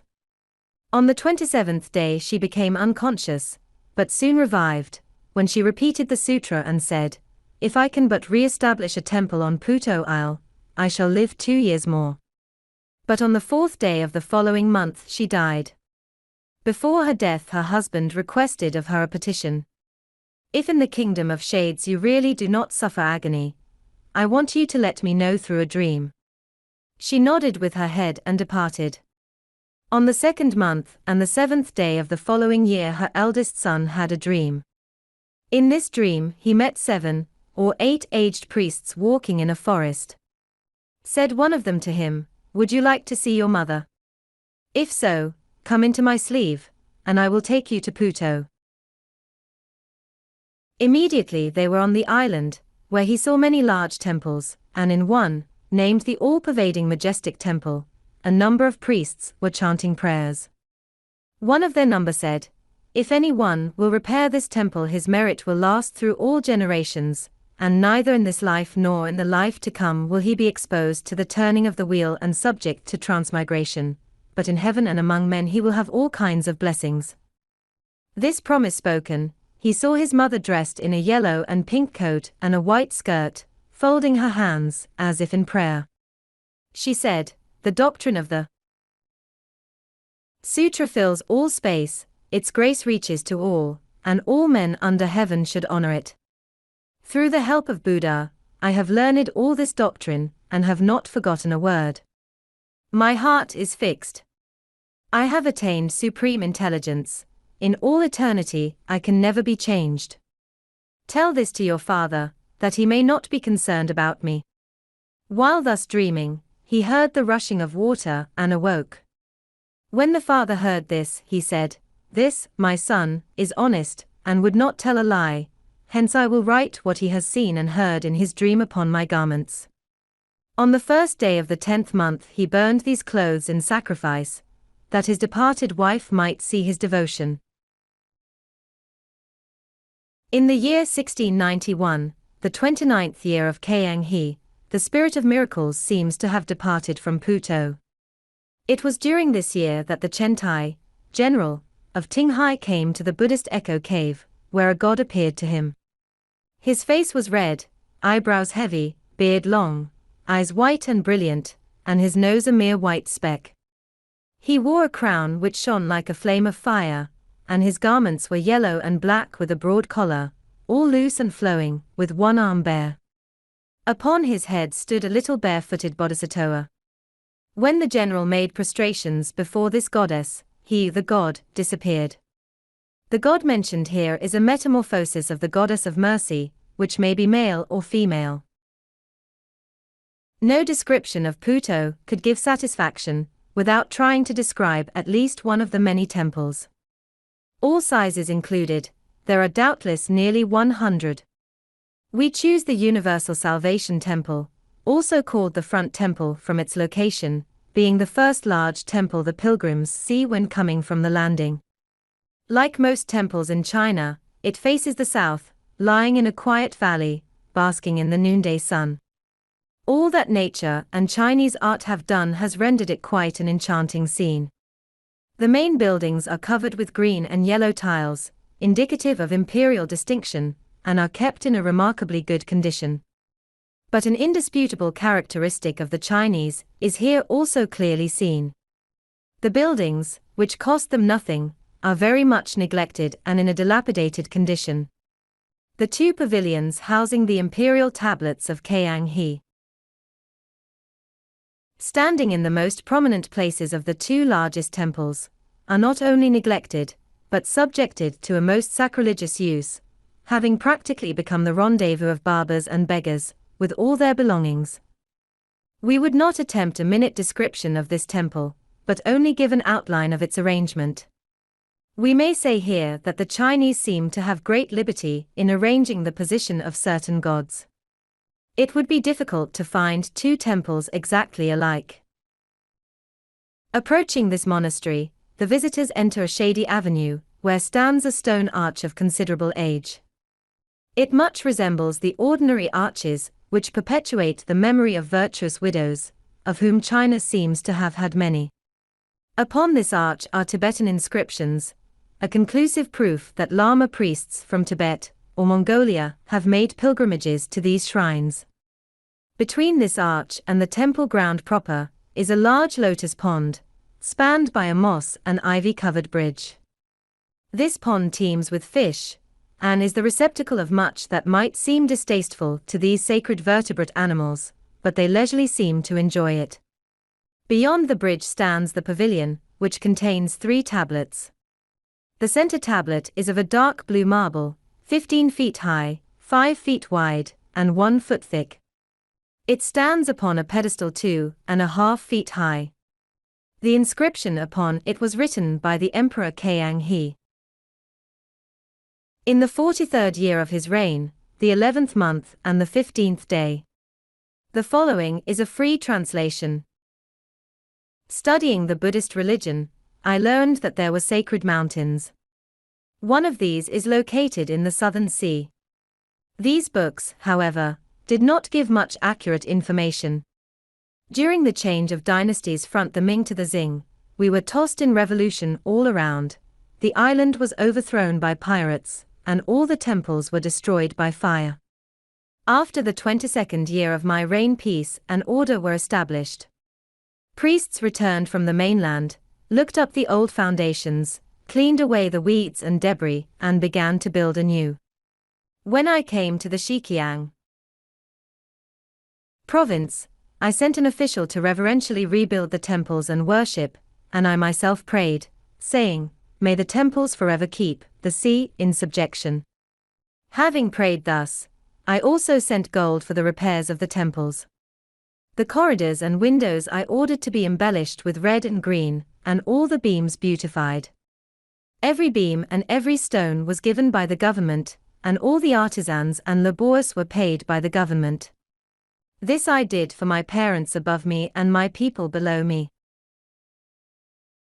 When I was young, I read historical classics, in which I learned how to cultivate the body, the home, and to execute government affairs in important matters. At that time, I had no leisure to read the litanies, and they seemed to me as empty shadows, for I did not know the meaning of the mysterious Buddhist doctrine. Now I have learned that heaven is the greatest good, and the goddess rests upon this good, hence there can be no difference between the two. Heaven delights to create and give life to all creatures. The goddess is of great mercy in saving all that has life, hence she is not second to heaven. I have prayed for the government to be active on behalf of the people for over 40 years. And although there is no more rebellion in the land, yet the people are not fully at rest. The people are not yet pure-minded, and the ignorant are easily moved upon. In times of floods, droughts, and failure of crops, unseemly depredations are committed. These things never left me, even though I was asleep. I trusted to the great mercy of the goddess. I prayed that clouds of mercy, showers of rain, sweet dew and favorable winds might come to give a plentiful year to the people, and benevolence and longevity might prevail. If thus the goddess could save the nation and gain great merit, great good would also come to the world. This is my honest wish. Therefore I have written it to be cut into a stone tablet, that men may read it for all ages to come. 1 month later he wrote an eulogy on the goddess of mercy, which is inscribed on a tablet at the rear temple. In this he says, I have heard that the goddess is all-wise and has a wonderful appearance, that she is the origin of all truth and has opened a way to experience, giving evidence of the wisdom of the gods. Coming to this island, the moaning of the waves and the chanting of prayers can be heard, the deep purple temples can be seen, and peace can be had as expansive as the wide sea. But the goddess has other temples on Pootoo besides this rain-producing temple. This renowned island has become a kingdom of the gods. It is like a ship of mercy upon the great sea, hills blue as the fleecy sky, and high as the heavens of Brahma. Upon this lucky, clean place the waves dash up to bathe the sun.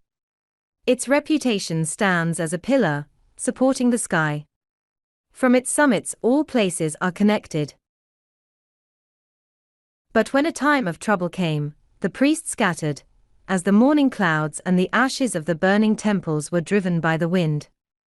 Now, since happiness and peace have been restored, and the waves of the troubled sea cease to roar, the priests longingly looking to this place have returned. Special imperial grants were bestowed to aid in rebuilding the temples, to accomplish which it took much time, but they wearied not. When laying the foundations, they beat a drum to stimulate the workmen to activity. In building, they did not erect pearl halls with precious doors, but used the huge turtle for the base of the pillars and the iguana for beams, that they might know how to cross the stream of error that leads astray. The precious image of the goddess they seated in a natural-colored lotus flower. Having furnished all, they placed a shining wheel of the Buddhist law on the building, and planted the purple bamboo in the forests.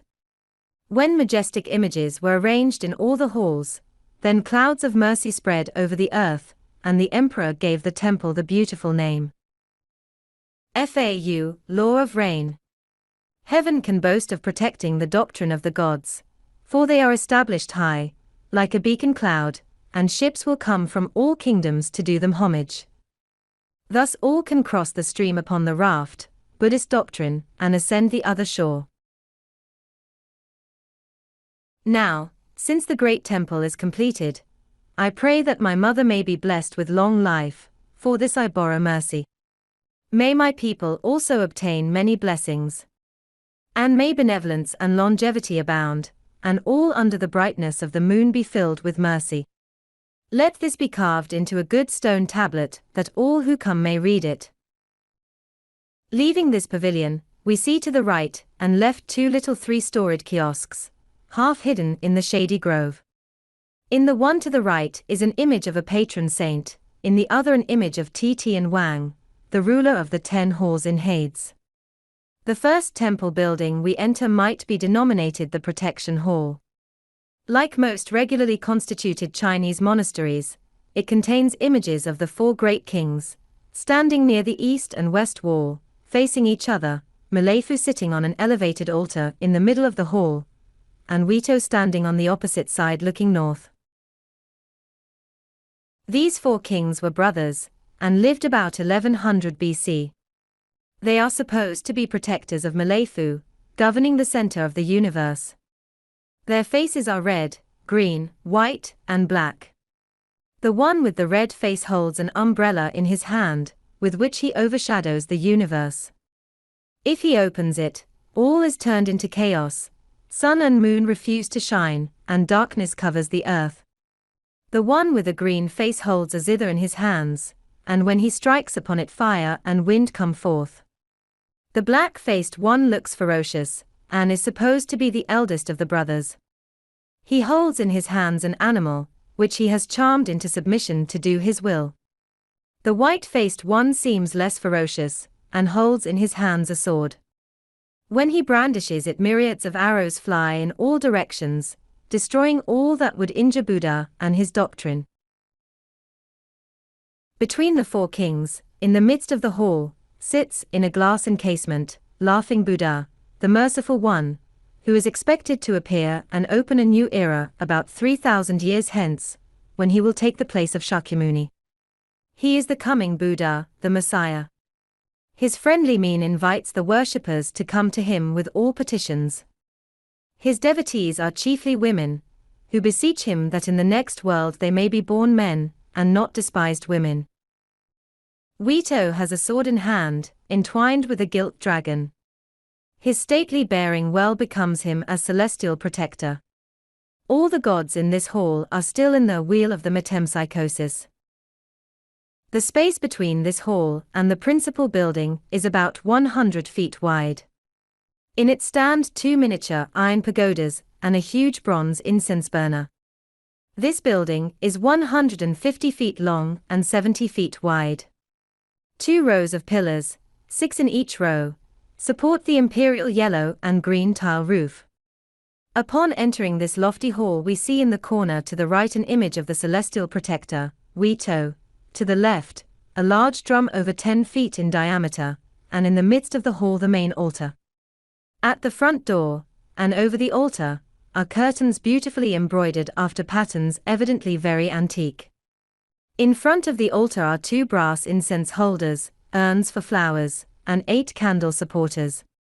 The tinsel and ornamental accessories upon the altar and images cannot be described. Instead of the 3 pure ones, Shakyamuni, Kasyapa, and Ananda. Upon the raised altar, as in the other Buddhist monasteries, there are here 4 images of the Goddess of Mercy. The temple being dedicated to this deity, she naturally occupies the most conspicuous place. The 4 stand in a row from the front of the altar to the rear. The first is the goddess standing. Directly back of her is a large gilt image sitting cross-legged upon a lotus flower. This image was sent from Tibet by the emperor Kiukiang. She is beautifully draped with yellow silk, and wears the crown of the bodhisattvas. The third stands in sacred reverence, with a halo over her masculine head. Behind her is a monstrous male god, supposed to represent the ruler of the monastery, and who is denominated by Kiukiang as the savior of all living beings.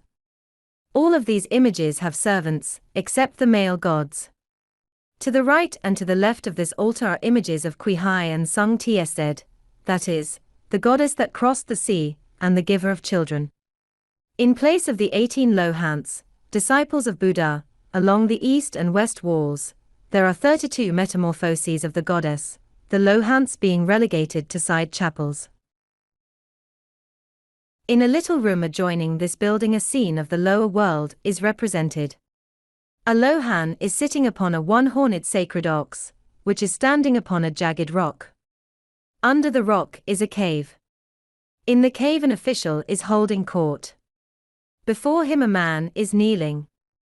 The executioner is near with his axe. To the left stands Huito, and to the right Ming Wang, the ruler of Hades. The third building, directly back of the main hall, is exceedingly plain. In the northeast corner is a drum, in the southwest hangs a bell, in the northwest stands a Fu, holding a little pagoda in his hand.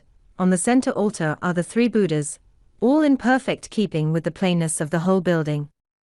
Upstairs, in a hall almost void of furniture, sits a goddess hewn from a precious white stone, found in southern Tibet, called by the priests Petsu, or white jade. She is loosely draped with a red silk cape, and were it not for the cynical smile playing upon her face, she might be considered a rare beauty. This room also contains the library. The fourth and last of the temple buildings is even more plainly furnished than the third, but it contains, beyond all doubt, sculpturally, the finest work of art we have seen in China. It is a small image of the goddess, about 3 feet long, of like material as the one in the library building, a white, watery-looking jade.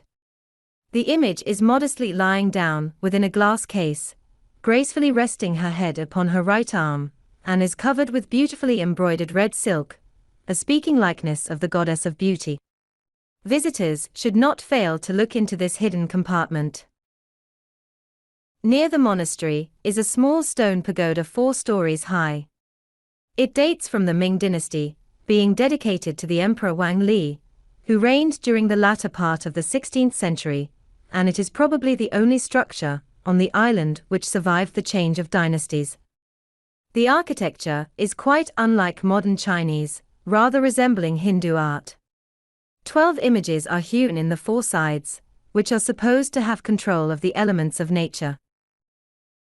But what interested us more than the beautiful scenery, works of art, and strange legends was, in the first place, to observe the unmistakable keen sense of chastity in their idolatrous worship. Free from all vulgarism and meretricious ornaments, there was not even the suggestion of what might be offensive to the moral sense. However much we may pity the Chinese in their ignorance in worshipping the workmanship of their own hands, we cannot help but admire their belief in the purity of their gods. The next point of supreme interest to us was the people who visit these shrines. To see something of their devotion, we took passage from Ningpo on a regular pilgrim's sailing boat. 40-odd persons crowded on to the little bark.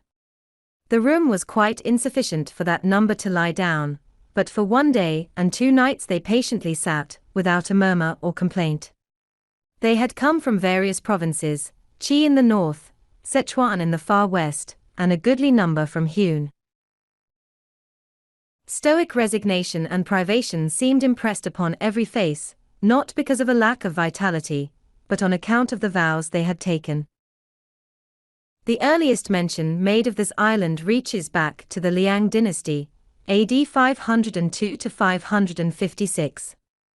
During the Sung and Yuan dynasties, reports are recorded of building and repairing temples. During the present dynasty, special efforts have been put forth, both to beautify the temples and to increase their number, in the belief that the gods may spread great spiritual light. Let all who believe that the worship of the goddess of mercy is on the decline visit Pootoo. The White Deer Grotto University. On the southeastern slope of the Lu Mountains, in a little valley at the junction of the 2 rippling brooks, one flowing east and the other south, stands one of the oldest universities of which we have any knowledge, Salerno, the oldest European university, not excepted. With Wulao Feng, 5 old peaks, standing like parapets on a rampart for the background, and the Poyang Lake winding up the valley beyond the lower undulating hills, it can claim a situation at once attractive and grand. The grotto shows no sign of ever having been a natural cave, being dug into the hillside and arched over with masonry work. It contains the image of a deer hewn out of stone placed there by Hosing in the 14th century. According to historical statements, it was the studio and home of the illustrious poet Li Pu, who flourished during the Tang Dynasty in the reign of Chu Yuan, the latter part of the 9th century.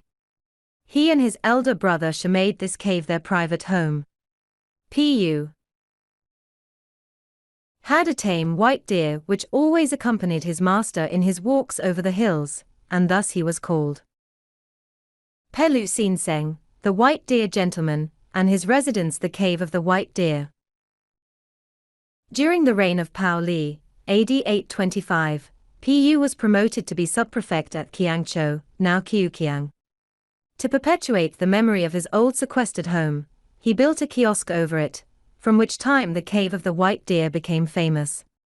At the end of the Tang Dynasty, when there was great confusion in the empire, the scholars from far and near assembled in the cave for research. During these troublous times, when 5 successive dynasties rose and fell in 2 years, AD 805 to 807, a school was opened here, fields bought, buildings erected, and students gathered.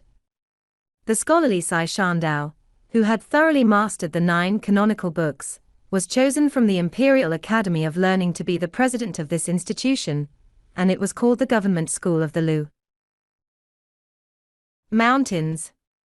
The institution soon increased in number and influence, and many of the early students became famous in public life.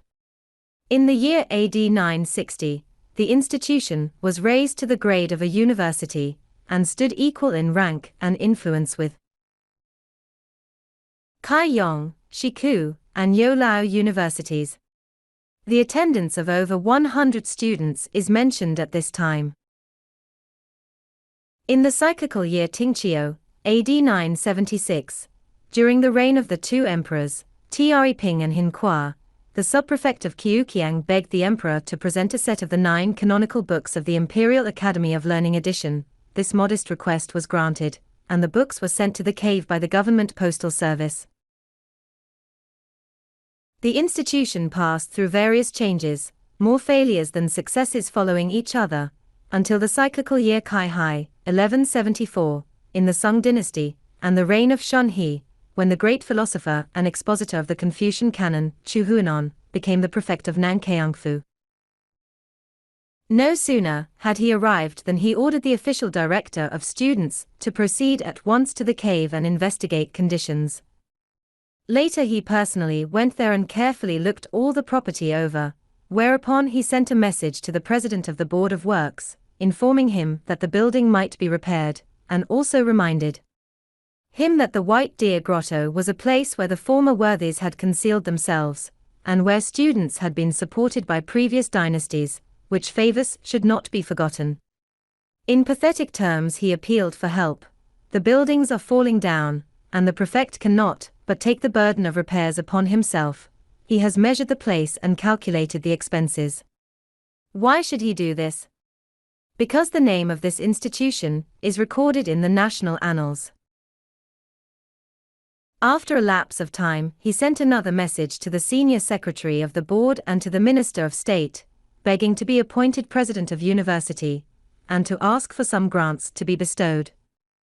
If this could be done, he would be asking for no other favor in his life than to be allowed to study with his students until death. He also pointed out how much better this would be than to add glory to the heterodox priests, who only burn incense, and do nothing for the good of mankind nor for their food and clothing. And he further pleads that this institution receive recognition, as well as Youlao University, and a tablet be bestowed naming it the White Deer Grotto University, and that some parts of the classics be written upon this stone tablet by the Emperor Kaozun himself. It is well known that at this time the publication of the classics of Confucius and Mencius was forbidden, in consequence of which education had also fallen to a low ebb, and all classes, the officials and common people, complained of this, feeling deeply chagrined. When Chu Hunan was acting as inspector of the State Department, he had an audience with the emperor, and he again made a plea for more liberal education. Said he, "The Taoist and Buddhist temples are built everywhere. In the provincial capital there are more than 100, in every prefecture several tens, all well established publicly and privately, and yet there is desire for more, while there is only one school or college open in a prefecture, and small districts have none. Thus temples are prosperous, while schools and colleges are neglected. Temples are numerous, while schools and colleges are few. Why this inequality? Is it not wrong that the civil authorities do not make this right, and that they even look upon any information with suspicion? If this continues, the Grotto University will soon be despised by the common people, and not be kept open unless an imperial tablet be bestowed. Is it not the way by which your Majesty can praise your meritorious predecessors, and do the scholars a favor? This I venture to beg at the hazard of my life." When the emperor Xiao Tsung heard this. He granted the request, but the tablet did not assure the institution perpetual peace and blessings. At the end of the following dynasty, the Yuan, it was cast out into the brushwood during a commotion, and not until the 6th emperor of the Ming dynasty was it found and replaced. History does not clearly state how long Chu Fu Tsz labored here, but hereditary legend claims that he spent the rest of his life in this institution, and was buried in the shady grove back of the college. The legend also pretends to know the origin of his superhuman wisdom. When he came to live at the grotto, a Hu Li Xin, fox fairy, in the likeness of a young woman, came to live with him and serve him. She brought with her a pearl of great value, and insisted upon Chu swallowing it. After long persuasion he yielded to her entreaties, and the pearl became in him the fountain of wisdom, such as is not possessed by mortal man. Soon after this a Ka Ma Xin, frog fairy, also in the likeness of a young woman, came to dwell with him. But alas, the women did not live together long in peace. In an altercation the last arrival said, "And who are you but a fox?" Replied the other, "And what are you but a frog?" The next day the two fairies were missing, and a dead fox and a dead frog were found lying under the old bridge below the college. They were buried with due ceremony in the college grove, where a little stone marks their resting place, to the credulous belief of the student and admirer of Chu Fu Tsz. A visit to this historical spot is least desirable in summer, when the students are here from all parts of the central provinces. During the Chinese New Year vacation, it is a pleasure and profit. If a well-informed student can be secured as guide, much that seems to have no significance becomes interesting. Being thus provided, we left Kiukiang 2 days before the New Year, early in the morning, and arrived there late in the evening. A young man from Fulan Xian, an unsophisticated youth, who had never seen a foreigner, was the only dweller within these walls. He had come here to spend the holidays, having heard that a man having done so the year before, worshipping Confucius on New Year's Day, took his degree at the next competitive examination. On the morning of the last day of the old year he walked 5 miles to Nankang to buy candles and incense, and that night and the following one he kept them burning upon all the altars in those labyrinthian rooms. He was radiant with hope.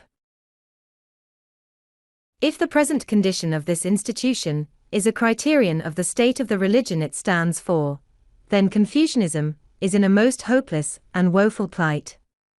It is an institution without a recognized president or faculty, without a board of trustees, or even a janitor. The Tipao was said to be in charge, but during 3 days' stay we did not see him. The director of the literary class of Nankang, having heard of our arrival, called upon us, but he did not assume any responsibility. The students seem to be a law unto themselves. They bring their own cooking utensils with them and build a little hearth for their private use.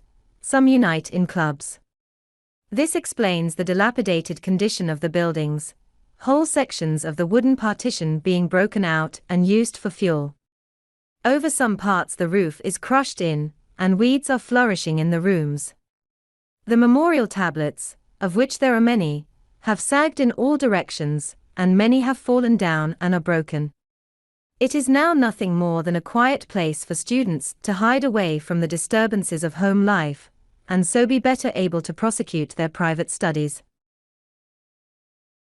The Literary Assembly Hall is a large, substantial building, but entirely void of all furniture, there being not even a scroll to decorate the black walls. But the learner here stands face to face with the 8 virtues, which are indelibly inscribed in large, bold characters upon stone slabs set in the walls. Xiao, filial piety. T, respect of younger brothers. Chung, loyalty. Hin, sincerity. Li, propriety. I, righteousness.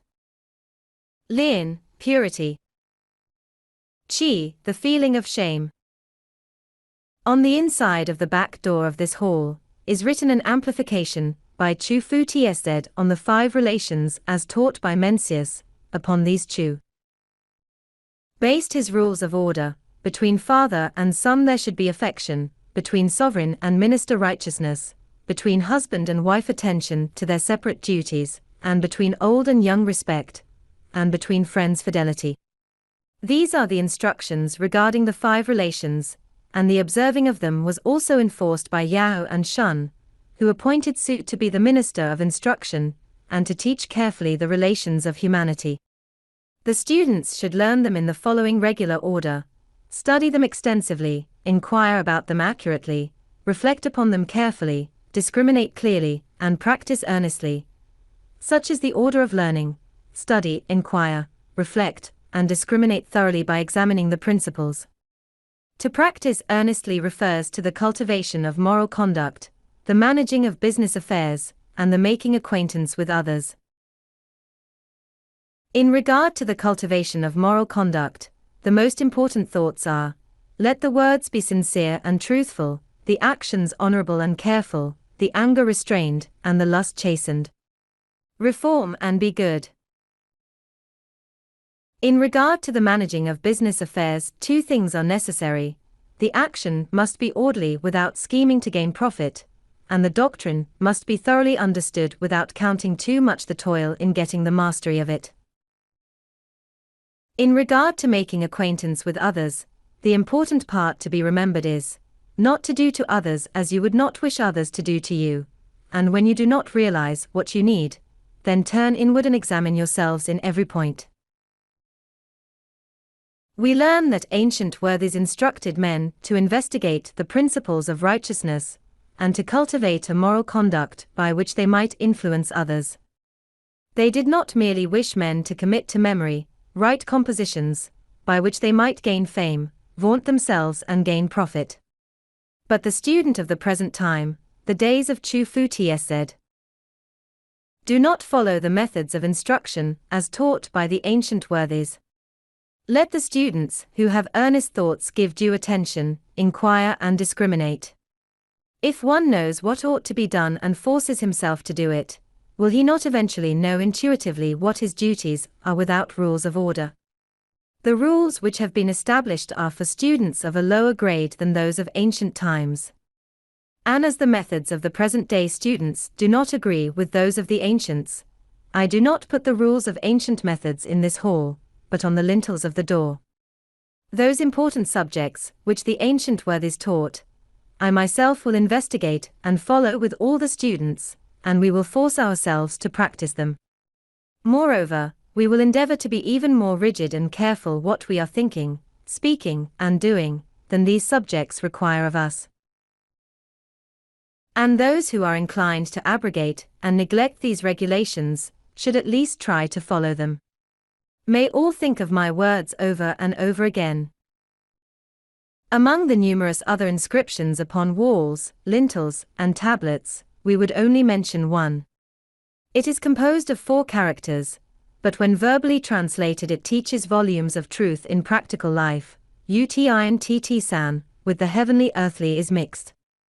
However, the Confucianist sees a very different meaning in this inscription. He reads from it, "The virtue of Confucius is equal to heaven and earth." In a little room in front of the Confucian temple is enshrined a tutelar god. Upon inquiring why this wayside shrine was in this unusual place, we were informed that this room had become noted for the remarkable success which all students who had studied here had met with in their examinations, all having taken high degrees. In consequence of this inexplicable favor conferred upon all who studied here, there was a great rush every season for its occupancy, and when quarreling and even murder ensued, it was relegated to an idol, and no student was allowed to study there. The propitiousness of this room is ascribed to an idol, a literary god, standing in a little pavilion across the brook. This idol is facing the college, and is holding a pencil in his right hand, and this pencil points directly to that room, and guides the pen of the favored student to supernatural success. Another evidence that these Confucian scholars are far from being free of the belief in idols and images is clearly seen in the Confucian temple located in the midst of the college buildings. In the main hall of this building are large images of Confucius, Mencius, and 15 of the most famous disciples of Confucius.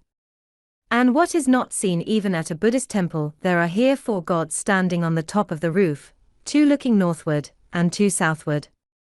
In the room in front of the grotto is also a large image of Chufu Tsz. Scarce can the classic pilgrim sweep free from fallen architrave the desert vine, trace the dim names of their divinity, gods of the ruined temples, where, oh where are ye? The Mandarins Grave. 15 li, or about 5 English miles, southeast of Kiukiang, near the foot of the Lu Mountains, and on the southwestern slope of the Oak Tree Hill, is the grave of the celebrated Cho Fu Tsz, called in Chinese Lin Kai Mu, Lin Kai being the name of his birthplace. To foreigners this place has become a beautiful spot for an afternoon excursion, but to the more devout Chinese it is a sacred sanctuary. If beauty of scenery and balmy air can add anything to the peaceful repose of departed spirits, when they see their mortal coil, surrounded by such lavish gifts of nature, then Cho Fu Tsz can certainly have nothing to regret for having chosen this location. Sheltered from the northern winds, nestled in a little amphitheater-like valley, surrounded by huge trees of many centuries' growth, with the 5,000 feet mountain peaks looming up into the clouds, and the lotus flower peak nearby, what more could immortal shades desire? Beautiful as it is by nature, the aesthetic taste of man has added much to its picturesque harmony. Cho Fu Tsz was a native of Hunan, born in Lin Kai in the Tang Dynasty in the year 1017 AD. He was commonly known as Cho Tsz and spoken of as Lin Kai Sin Seng, the gentleman from Lin Kai. When he was but a child his father died, and his mother was so poor that she brought him to her brothers, whose family name was Chen. When his mother died, she was buried by the side of her brothers' graves. 44 years later these graves were destroyed by a flood, and Cho Fu Tsz removed his mother's remains to their present resting place. 2 years after this he died, and was buried on the left side of his mother's grave. In the year 1488 a prefect of Kiukiang, named Tung built an ancestral hall nearby and endowed it with real estate property. 14 years later a literary chancellor, named Xiao Pao, invited the members of the Cho family to worship at this hall. Within the amphitheater a mound is raised. On top of this mound are the graves, apparently under one cover, shaped like a tortoise. In front of this tortoise-shaped cover 5 tablets are erected. The middle and largest one is dedicated to his mother, who received the posthumous title usually conferred upon native women of Taichuan. At the upper end of this tablet the 2 words Dao Ma are engraved, the source of the doctrine. To his mother's left is a tablet containing an inscription written by Peng Yulin, the celebrated admiral of the Yangtze.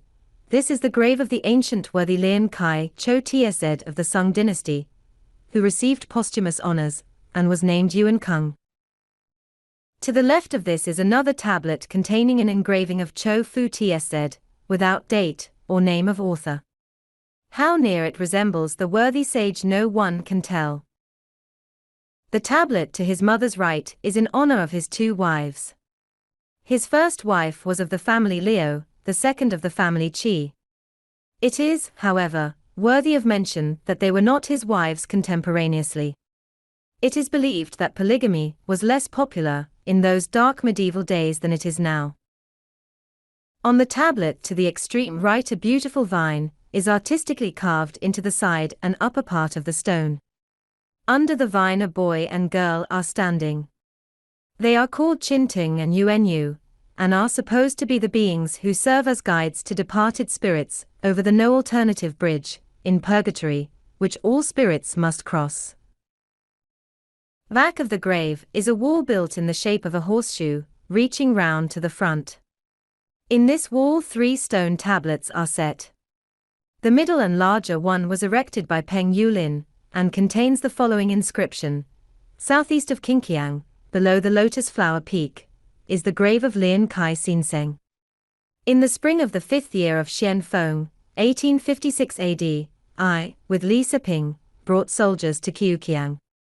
When we had time, we came to this grave to worship. This place was Chou's own choice, and his mother's grave is in the middle. When he died, he was buried to his mother's left, and his wife's to her right. We found their graves badly dilapidated, so we bought stones and had them repaired. A government student, a corporal, and a descendant of the 22nd generation of Chou's family managed the repairs. In 1 month the work was completed. That we have had such men as Chou is proof that the doctrine of the ancient sages still flourishes. If after Confucius and Mencius no other holy men had come, the people under heaven would have followed after temporal honors and riches, and have become idlers like Buddhist priests, none searching the doctrine of the ancient worthies. During the 2 turbulent periods, from 420 to 554 AD, when 6 dynasties rose and fell, and from 907 to 960, when 5 dynasties followed in rapid succession, the calamities of the people were great. All because the people of those times did not know or follow the doctrine of the ancients. But at last a holy man was born in Hunan, Chou Fu Tsz came. Having no one to instruct him, he devoted himself to private study and meditation, and then wrote the Ting Shu, a calendar advising the people how to do and act according to the doctrine of the ancients. Then the people began to understand the teaching of Confucius and Mencius. His instruction was profoundly deep, and also practical for the moral improvement of the people. As he understood the doctrine, others also were kept from error.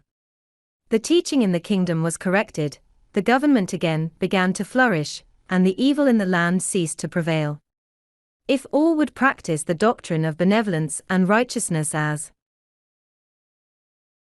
Chou did, applying it to their person, virtue would be secured, and in the affairs of life peace assured, and there would be culture among the officials and prosperity among the people. To save from calamity is as if saving from disease.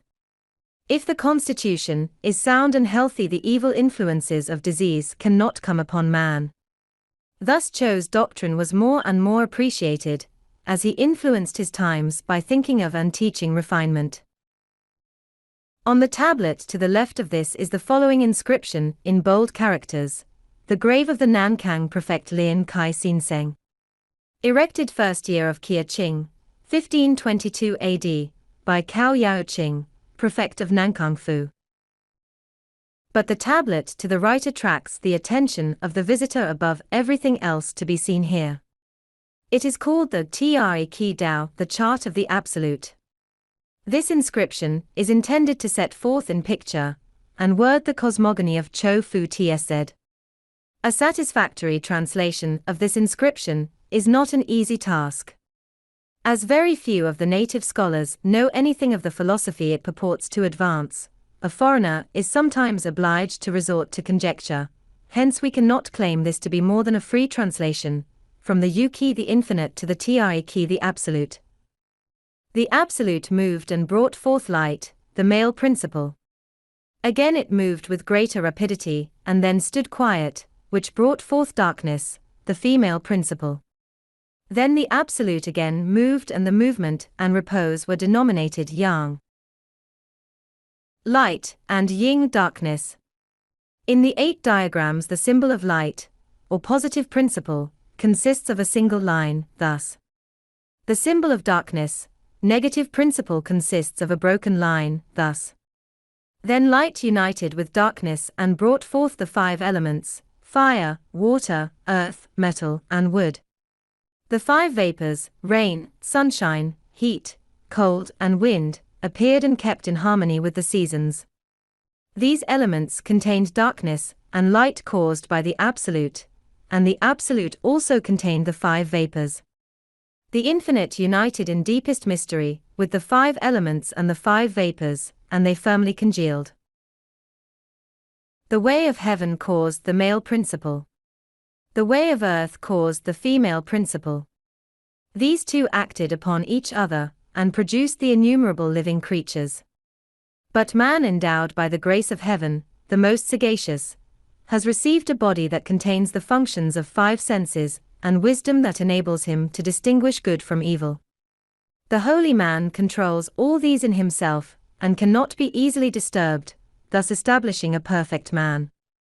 Hence the virtue of the holy man is as great as heaven and earth, and his wisdom as clear as the sun and moon, and as the seasons are regular in their succession, so there is order in all that he does. He knows as if by intuition how to conform his actions so as to obtain the good and avoid the evil. He practices the doctrines in all benevolence and righteousness. As it has been said, if one gives thought to his beginning and end, he can know of life and death. Thus the doctrine of the changes is perfect above all other doctrines. The doctrine of the changes referred to in this inscription is the I King, canon of changes, containing a fanciful system of divination from the combination of diagrams, mysterious in the extreme, called the 8 diagrams. That this book was extant as far back as history can lead us, there can be no doubt.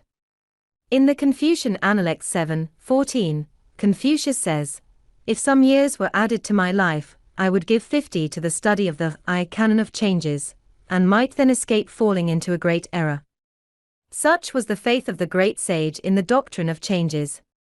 Hearing of a man here in Kiukiang, who is reported to understand the mysteries of the I sent word to him for a little explanation of the chart of the Absolute, and he replied, "If the gentleman who desires this information is willing to spend a lifetime in studying the I, then he will understand it.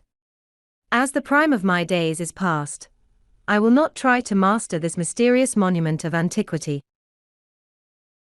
Approaching the grave from the entrance, there are 2 tablets standing below the mound, one to the right and the other to the left. The one to the right is a small moss-covered slab, containing the following inscription.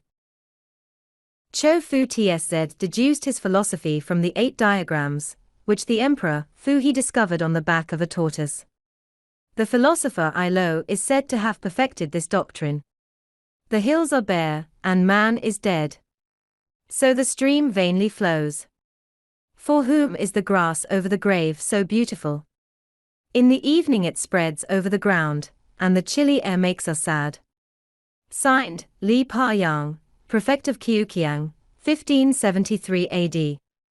The Emperor Fu He mentioned in this inscription is supposed to have lived 2838 BC, being the first of the 5 legendary emperors.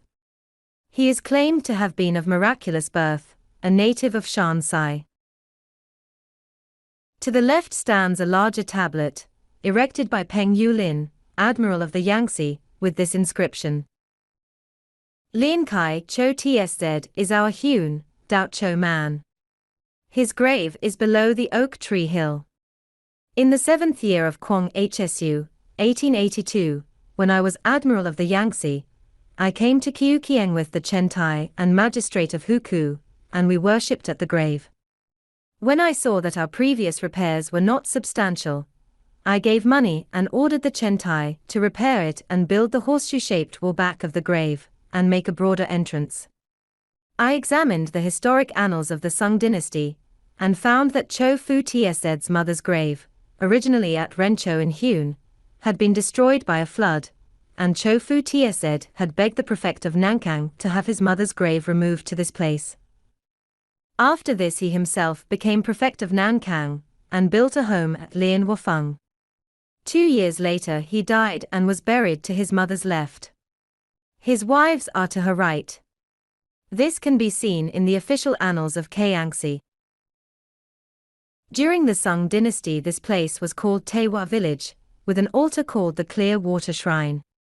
In the year 1215, 8th year of the Emperor Kia Ting of the Southern Tang Dynasty, a minister of state named Wei Liaowang passed here and worshipped. When he arrived at the palace in Peking he begged of the emperor to grant Cho posthumous honors. This was done, and Cho received the name Yuan Kung. In the Ming dynasty, during the reign of Hung Chi, 1490 AD, the prefect of Kiukiang built an ancestral hall near the grave, and named it Yuan Kung Cho Sinsing. So I now write with due honors, the ancient worthy Yuan Kung Lien Kai Cho Fu Tsz Mu. This is in accord with ancient propriety. But to repair his grave and worship him is of no benefit to any one, if he does not receive his doctrine. If all who pass here will honor him and follow his example, then his teaching will not have been in vain. Now, since the work of repairs is completed, I write these words of commendation, that the chief points of his life may be held in remembrance. All who have aided in these repairs shall have their names inscribed on the opposite of this tablet. Done in the 10th year, 3rd moon of Kwang Hsu, April, 1885. Peng Yu Lin. About 2 miles northwest of the grave there was a school. Lien Kai Cho Fu Tsz, loving the sight of the mountains and the fresh water, had a home here. In the year 1850 there was a great flood in the Yangtze Valley, and this home perished, and with it the last material remembrance of this noted man disappeared, but his name will be held in high esteem by his countrymen for ages to come. The classic pilgrim who desires to visit this shrine will find it on his way to Kiukiang, 5 li from Shilapu, turning to the left at this village. Lung Hu Shan, the Dragon Tiger Mountain. Wherever in China this mountain is mentioned, whether in Kiangsu or in the most distant province, everyone knows what it stands for. Just as much as Rome is known to all Catholics to be the home of the Pope of the Roman Catholic Church, so all Chinese know that the Pope of the Taoist religion has his residence here. It was to this mountain retreat that Chang Daoling, the first pope of the Taoist religion, was directed in the 1st century of the Christian era. He had retired into seclusion in the mountains of western China, devoting himself wholly to meditation and the study of alchemy. From the hands of Laozi, the founder of the Taoist religion, who had lived 600 years before him, he supernaturally received a mystic treatise, by which he was enabled to compound the elixir of life. When manipulating this elixir of the dragon and tiger, he met a spirit who said to him, in the Pizung Mountain is a stone house where the writings of the 3 emperors and a liturgical book may be found. By getting these you can ascend to heaven, if you pass through the discipline which they enjoin. He came. He dug and found them. By means of these he was instructed how to discipline himself for 1,000 days, and was then able to leave his body and walk among the stars and fight with the king of demons, divide mountains and seas, and command storm and thunder to obey him. All the demons fled before him, leaving not a trace of their retreating footsteps. On account of the prodigious slaughter of demons by this hero, various divinities came with eager haste to acknowledge their faults. The Pizung Mountain is a harp-shaped section of the range that runs from northeast to southwest, separating the Jiangxi Province from Fujian. Between this mountain and Shantung, the Pope's resident town, a river as clear as crystal is clamoring for the Poyang Lake, where its pure water is soon tainted with the impurities of that body. The latter years of the mystic earthly experience of Chang Daoling were spent on the Dragon Tiger Mountains, and it was there, where at the age of 123 years, after having compounded and swallowed the grand elixir, that he had gained power to ascend to heaven to enjoy the bliss of immortality. 600 years before this, BC 604, Laozi, the founder of the Taoist religion, was born in the province of Hunan. Laozi means old boy, and doubtless was given him, because at his birth his face is said to have been wrinkled and his hair grey like an aged man of 70. Very little is known of his early life. He preferred solitude and quiet, and early withdrew from the busy haunts of man. When Confucius was quite a young man and in search of the Tao, the word, he came to the aged philosopher and said, "I have sought for the Tao for 20 years. Laozi replied, "If the Tao could be offered to men, there is no one who would not be willing to offer it to his prince. If it could be presented to men, everybody would like to present it to his parents. If it could be announced to men, each man would gladly announce it to his brothers. If it could be handed down to men, who would not wish to transmit it to his children? Why then can you not obtain it? This is the reason. You are incapable of giving it a resting place in your heart. The young philosopher may not have relished or fully understood the instruction he received, for he came back to his disciples and said, "Today I have seen Laotzi, and I can only compare him with the dragon. Even to us he seems mysterious as the mystical animal, but we cannot read the sayings of this pagan philosopher without feeling that there is a vital, restful strength and wonderful spirit manifested here that does not exist in other Chinese literature. Mystical and apt spiritual simplicity and universal wisdom is here expressed. It seems to come from a heart that has been touched by divine revelation." A few quotations from his wonderful work, the Tao Te King, convinces one that he must have been not only a great and good man, but an inspired man. He doubtless had some conception of him who was promised by the prophets. Note these quotations, and compare them with what the beloved disciple of Christ said of the Logos. Its name may be named, but it is not an ordinary name. Its nameless period preceded the birth of the universe. Having a name, it is the mother of all things.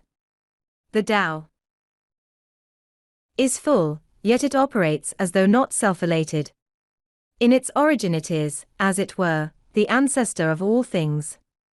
I know not whose offspring it is. Its form existed before God was, by the term God, as used in Chinese literature, is understood the first ruler, or the highest ruler. It is mysterious, recondite, and penetrating. Pellucid as a spreading ocean, it yet has the semblance of permanence. There was something formed from chaos, which came into being before heaven and earth. Silent and boundless it stands alone, and never changes. It pervades everything, and may be called the mother of the universe. I know not its name, but its designation is Tao. Heaven is Tao, and Tao survives the death of him who is the embodiment of it, living on unharmed forever. The Tao of heaven never strives, yet excels in victory. The Tao of heaven resembles a drawn bow. It brings down the high and exalts the lowly, it takes from those who have superfluity, and gives to those who have not enough. The great Tao is all-pervasive, it may be seen on the right and on the left. All things depend upon it and are produced by it, it denies itself to none. With tenderness it nourishes all things, yet claims no lordship over them. Here is where Chang Daoling, at the age of 123, ascended to the heavens to enjoy the bliss of immortality, and in this temple is his image in life-size, where all the popes have worshipped. The philosopher Huainanzi, an adherent of Lao Tz's philosophy, commenting on the Tao, described it thus: Tao is that which covers heaven and supports earth. Its height cannot be measured, nor its depth fathomed. It enfolds the universe in its embrace. The Tao reaches upward to heaven and touches the earth beneath. It holds together the universe and the ages, and supplies the three luminaries with light. It is by the Tao that mountains are high and abysses deep, that beasts walk and birds fly, that the sun and moon are bright and the stars revealed in their courses, that the unicorn roams about and the phoenix hovers in the air. Tao is the beginning and end of the visible creation. Tao, in its sublimest aspect, regards itself as the author of creation, the power which completes, transforms, and gives all things their shape. All-pervading and everywhere revolving, yet cannot be sought out, subtle and impalpable, it yet cannot be overlooked. If it be piled up it will not be high, if it be added to it will not increase, if it be deducted from it will not diminish. Shadowy and indistinct, it has no form. Indistinct and shadowy, its resources have no limit. Hidden and obscure, it reinforces all things out of formlessness. Penetrating and permeating everywhere, it never acts in vain. Utterly non-existent, Tao is yet ever ready to respond to those who seek it. Let one more quotation of Laotzi suffice. It is his conception of the ideal man, and I would pronounce it the brightest gem in pagan philosophy. The ideal man recompenses injury with kindness. This is equal to the crowning glory of Christianity, return of good for evil. That this great wizard chose this locality in those early days, and all succeeding popes dwelt here, is not surprising. The scenery is prodigiously picturesque, indeed, it is enchanting. Doubtless those children of nature, in their imagination, saw the mountains leaping like lambs. I have traveled in many lands, and have seen beautiful natural scenery, but nowhere have I ever seen a place where nature has been so lavish in bestowing her charms than in this mountain retreat. Nature truly has done her part well. But what contrast do we find when we inspect the works of man? At the foot of the Dragon Tiger Mountain, on the southeastern slope stands a temple, at the place where Chang Daoling is supposed to have ascended the throne on high. This temple, at one time doubtless a most costly structure, and though housing the image of such an honored personage and the place where the chief of a great world religion worships, is in a most dilapidated condition, the rendezvous of beggars and bats, in charge of a lonely old woman whose husband had died a year before, but in his coffin was yet standing in her living room. A few copper cash soon relaxed her stern attitude, and she freely permitted us to visit the sacred shrine, with the one reserve, that we do not photograph the altar and the image, lest we carry away his spirit. No persuasion or offer of money would induce her to grant us that liberty. To Chang Daoling is attributed the honor of having invented the charms, which in all parts of China are seen posted on door lintels, and are believed to drive away demons and all invisible malevolent beings. A proof of the dominating idea of popular Taoism throughout the land. But the most renowned temple is about 5 miles northeast of this mountain, near to Shantung, the town where the Pope has his palace. Here, in a beautiful amphitheater-shaped valley, is a large group of temples. In these temple grounds are numerous stone tablets bearing inscriptions of ancient writers. These descriptions, however, are so defaced by the tooth of time that the deciphering of them is almost impossible. The center of this group is the chief hall, containing a colossal image of Yu Huangti, the pearly emperor. He is emperor of all immortals. All the power of heaven and earth are supposed to be in his hands. Nothing is said of the time when he was on earth. His birthday and heaven's birthday are the same. To the Taoist worshipper, he is the supreme ruler of the universe. Dethrone him and Taoist image worship is demolished. To him and before his altar all the popes of the Taoist religion have prostrated and done homage. In February 1910, it was my privilege to visit this modern wizard Chang Tianzi, the heavenly teacher, who is a direct descendant of Chang Daoling, and who can boast of an unbroken lineage of 62 generations. To reach this mountain retreat the Poyang Lake had to be crossed as far as Yao Chofu, a distance of about 90 miles. This was done in a little steam yacht. One of our theological students served me as photographer. At Kiukiang, the mouth of the lake, an official joined us in our little compartment. We soon became acquainted with each other. When he had learned that we came from William Nast College, he became interested in our object of traveling at this unfriendly season. I told him because it was New Year's vacation, and that I had long since had a desire to see the Pope of the Taoist religion, the man who is believed to have such magical power to exorcise demons and malevolent spirits. A forced smile flit across his stoical face when he replied, "In former years we did believe that he could do this, but very few people believe this now. However," he continued after a little thought, "there is something remarkably strange about this man. He can control the lightning and thunder." Strange combination of doubt and faith. The only explanation seems that the educated official, as a Confucianist, is a materialist, and as such does not want to admit belief in the absurd popular idea of evil spirits wandering through the air disturbing the public tranquility, but does not hesitate to admit his belief in the power of nature and the Pope's ability to subdue and control it. His unbelief in the one and his belief in the other did not, however, lessen my curiosity to meet the great magician, the chief of one of the great religions of the world. Upon my arrival after 4 days of traveling, on the evening before the last day of the year, I sent my card to the papal residence and asked for an interview the next day. Inquiry was made as to the purpose of my visit and my official relation.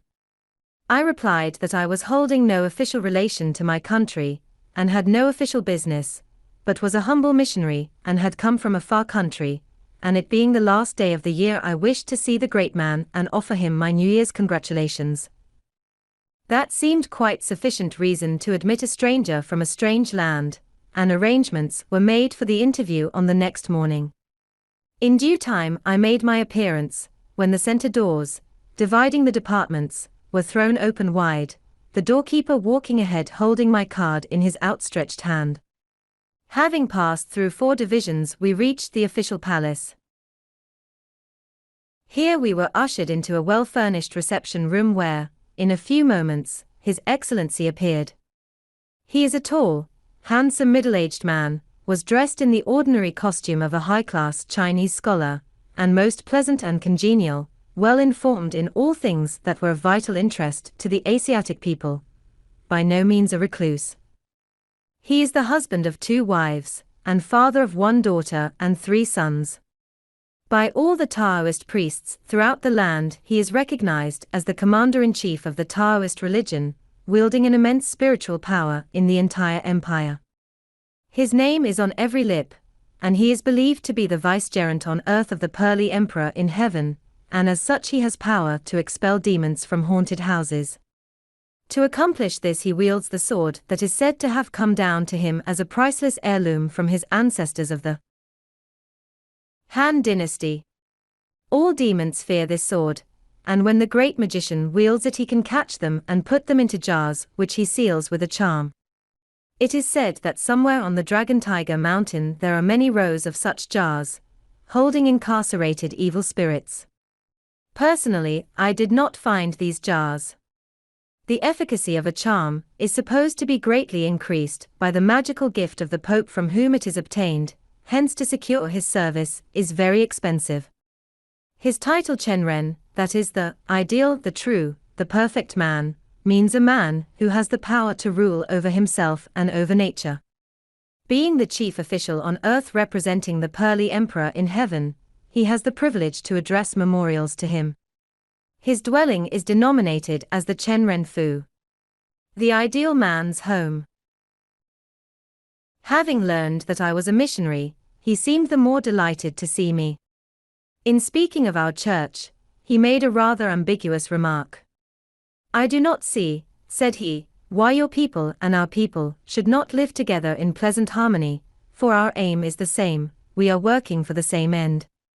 At the time, I could not understand his remark, and being his guest I did not pretend to question his well-meant assertion of our common aim in life. When I returned to the home of the China Inland Mission, where a native Christian woman was doing effective evangelistic work, I told her what Chang Tianzi had said about our relation to each other. She immediately understood what influenced him to make this remark, and told me the following story.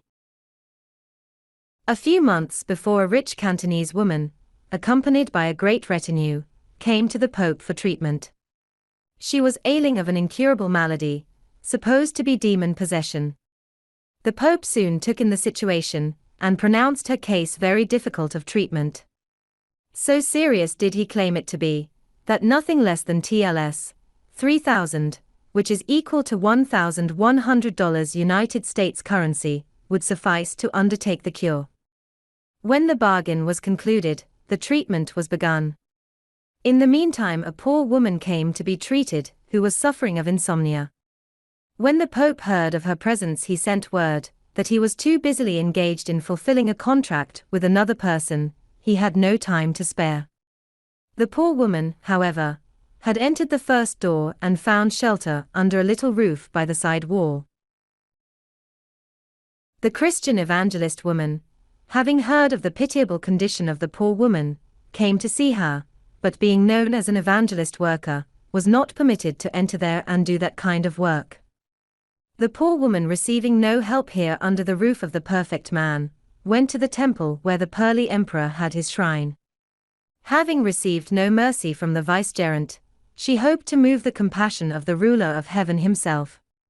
The evangelist woman also found her there and saw her kneeling before the great image worshipping. Approaching her with the tenderness of a mother, she said to her, "What is your trouble, and why are you here in agony?" The poor woman told the sad story of her life, her ailment, and her disappointment at the heavenly teacher's palace. The evangelist woman said, "Whatever you may ask of this renowned image, be assured you ask in vain. It is only wood as other wood, and cannot help you. We worship the true God, the Creator of all, and His Son Christ our Savior, the Redeemer of all. Believe in Him and you shall be saved. I know not your ailment, but He is mighty to save and present everywhere." The woman remained in the temple and began to pray to the unknown God, of whom she had heard for the first time. That night she slept like a child, the first sleep she had had for years, sleeplessness having been her ailment. The following day the evangelist again went to the temple and found the woman calm and at rest. She invited her to the chapel, where she heard more of the Savior, who had saved her and given her rest. She was healed. The Pope heard of this, and was not a little discomfited, thinking the evangelist woman had learned his art of exorcising the evil spirits, and thus healed the woman who in vain appealed to him for help, because she had brought him no earthly goods.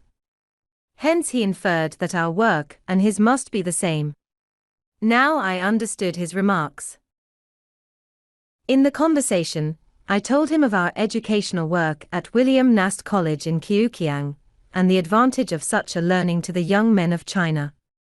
When he heard that non-adherents to the Christian religion were admitted, he concluded that one of his boys must have a Western learning. Of course we can hardly expect that the eldest son would be given this privilege, for he will be the future pope, and a Taoist pope with a Christian education would be like a combination of darkness and light. However, we shall consider it as a divine guidance if we succeed in getting either of the younger boys. Before we left the town, a distant relative decided to go with us as a student to the college.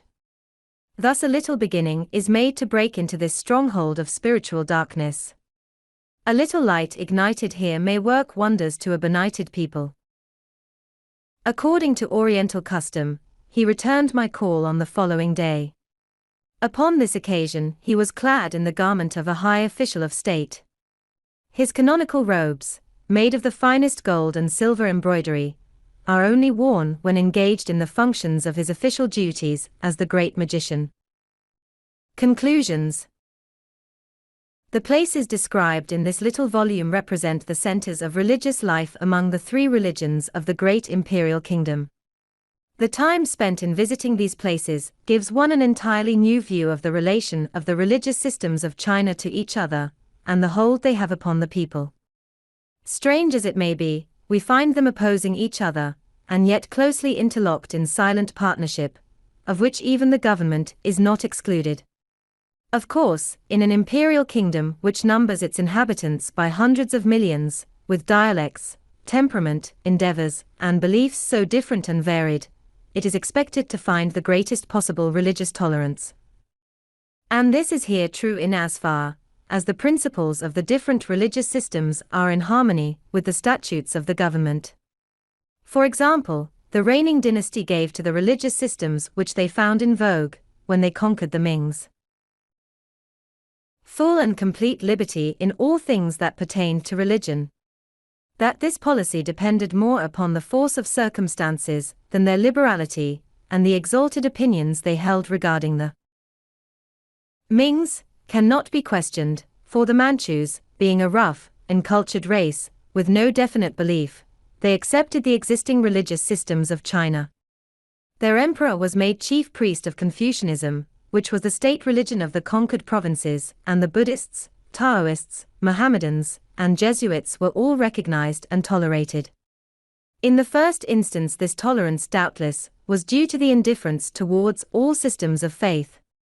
They found the Chinese a quiet, industrious people, and as long as they were loyal and obedient, they were permitted to believe what they pleased and worship whom they chose, but whenever the imperial government discovered combinations in any religious system that might threaten the peace and welfare of the throne, then the emperor meted out the cruelest vengeance upon the supposed transgressors. This religious indifference upon the part of the government has not existed without showing signs of weakness and vacillation. Notice, for example, the policy pursued by the most enlightened and energetic emperor of the present dynasty, Kang He. As emperor, he was the nation's high priest, and worshipped Shanti, the high ruler, at the altar of heaven. And in his sacred edicts he pronounced the Buddhists and Taoists as dangerous heretics, while at the same time he had Buddhist and Taoist temples renovated and repaired at his own cost, and worshipped in them. Such examples of duplicity upon the part of emperors have not been without effect upon the nation. The inevitable result of trying to adhere to three opposing systems of religion is seen in the gradual decay of all religious life among the higher classes. The constant interchanging has produced spiritual stagnation in high places. Today the great mass of the people choose at will of these systems, and when they have made their choice they little think of the admixture of their temporary elective system. Ask an ordinary Chinese to which of the three religions he adheres, and he will be unable to give an intelligent answer. If he has had some education and considers himself a scholar, then he will at once reply that he is a Confucianist, but it is quite possible that the next day you will find this gentleman burning incense in a Buddhist or Taoist temple. Or you may find a priest at his home reading Mass for some departed member of the family. Even among the officials, who are all supposed to be strictly Confucianists, there are many who in their official costume enter the temples and worship the idols. With such lack of conviction, is it strange that Confucianism and its opposing systems, Buddhism and Taoism, have long since passed their zenith and are rapidly approaching their dissolution. The unpalatable principles of the great wise man of China, however beautiful and good, and however much good they may have been to the generations of past ages, they cannot change the heart of their people nor satisfy their present aspirations. Confucianism has been tested for 25 centuries, during which time it has added nothing to the spiritual life of the Chinese people, while its opponent systems, which had some semblance of spiritual life in their beginning, have always been a thorn in the flesh to the highly cultured Mandarin, and often a ridicule to the people. But even in the face of all this decay and the obvious advancement of Western ideas, there are no signs of uneasiness noticeable upon the part of these religions about the wonderful progress of Christianity. And we believe it quite safe to say that no serious obstacle will be placed in its way as long as its propagation gives no cause of suspicion through political interference. No thought is of greater importance today in the propagation of the Christian religion than the maintenance of the integrity of the imperial kingdom, and carefully avoiding all interference with political questions. The stigma that once rested upon the missionaries has been removed. The Protestant missionaries are no longer looked upon as emissaries of their governments. The officials have come to see that the dominant desire of the missionary is to see the cause of Christ advanced and order and loyalty promoted. It is indeed pathetic to see such a great mass of human beings so wholly absorbed in things temporal, and yet unable to rise from the crushing burden of poverty and misery. If hard labor and diligence could have brought relief, they long since would have risen to wealth and happiness. But vastly more pathetic is it to see them in their efforts to satisfy the soul's longing, and in their penury spend millions of dollars in making pilgrimages to far distant shrines, bringing sacrifices to the dumb idols, involving self-sacrifice of which in Christian lands we have no conception. It must be terrible to be so poor that life no longer is life, but only an existence, but infinitely more terrible to be fettered down by superstition to gods that need to be appeased by such sacrifices, and yet bring no blessing. It is hard to be a heathen. Surely, if God could be found by mere searching for blessings and bringing sacrifice, these people would long since have found him and rejoice in him. But their systems to which they trusted, and now hoary with age, have not lifted them upward nor led them to the truth, but estranged them farther and farther away from the truth, and led deeper and deeper into superstition and misery. The only joy these visits brought to me was the convictions of thereby becoming better prepared to guide some of these wandering millions to find the way to Him who is the light of the world and rejoice in the living God.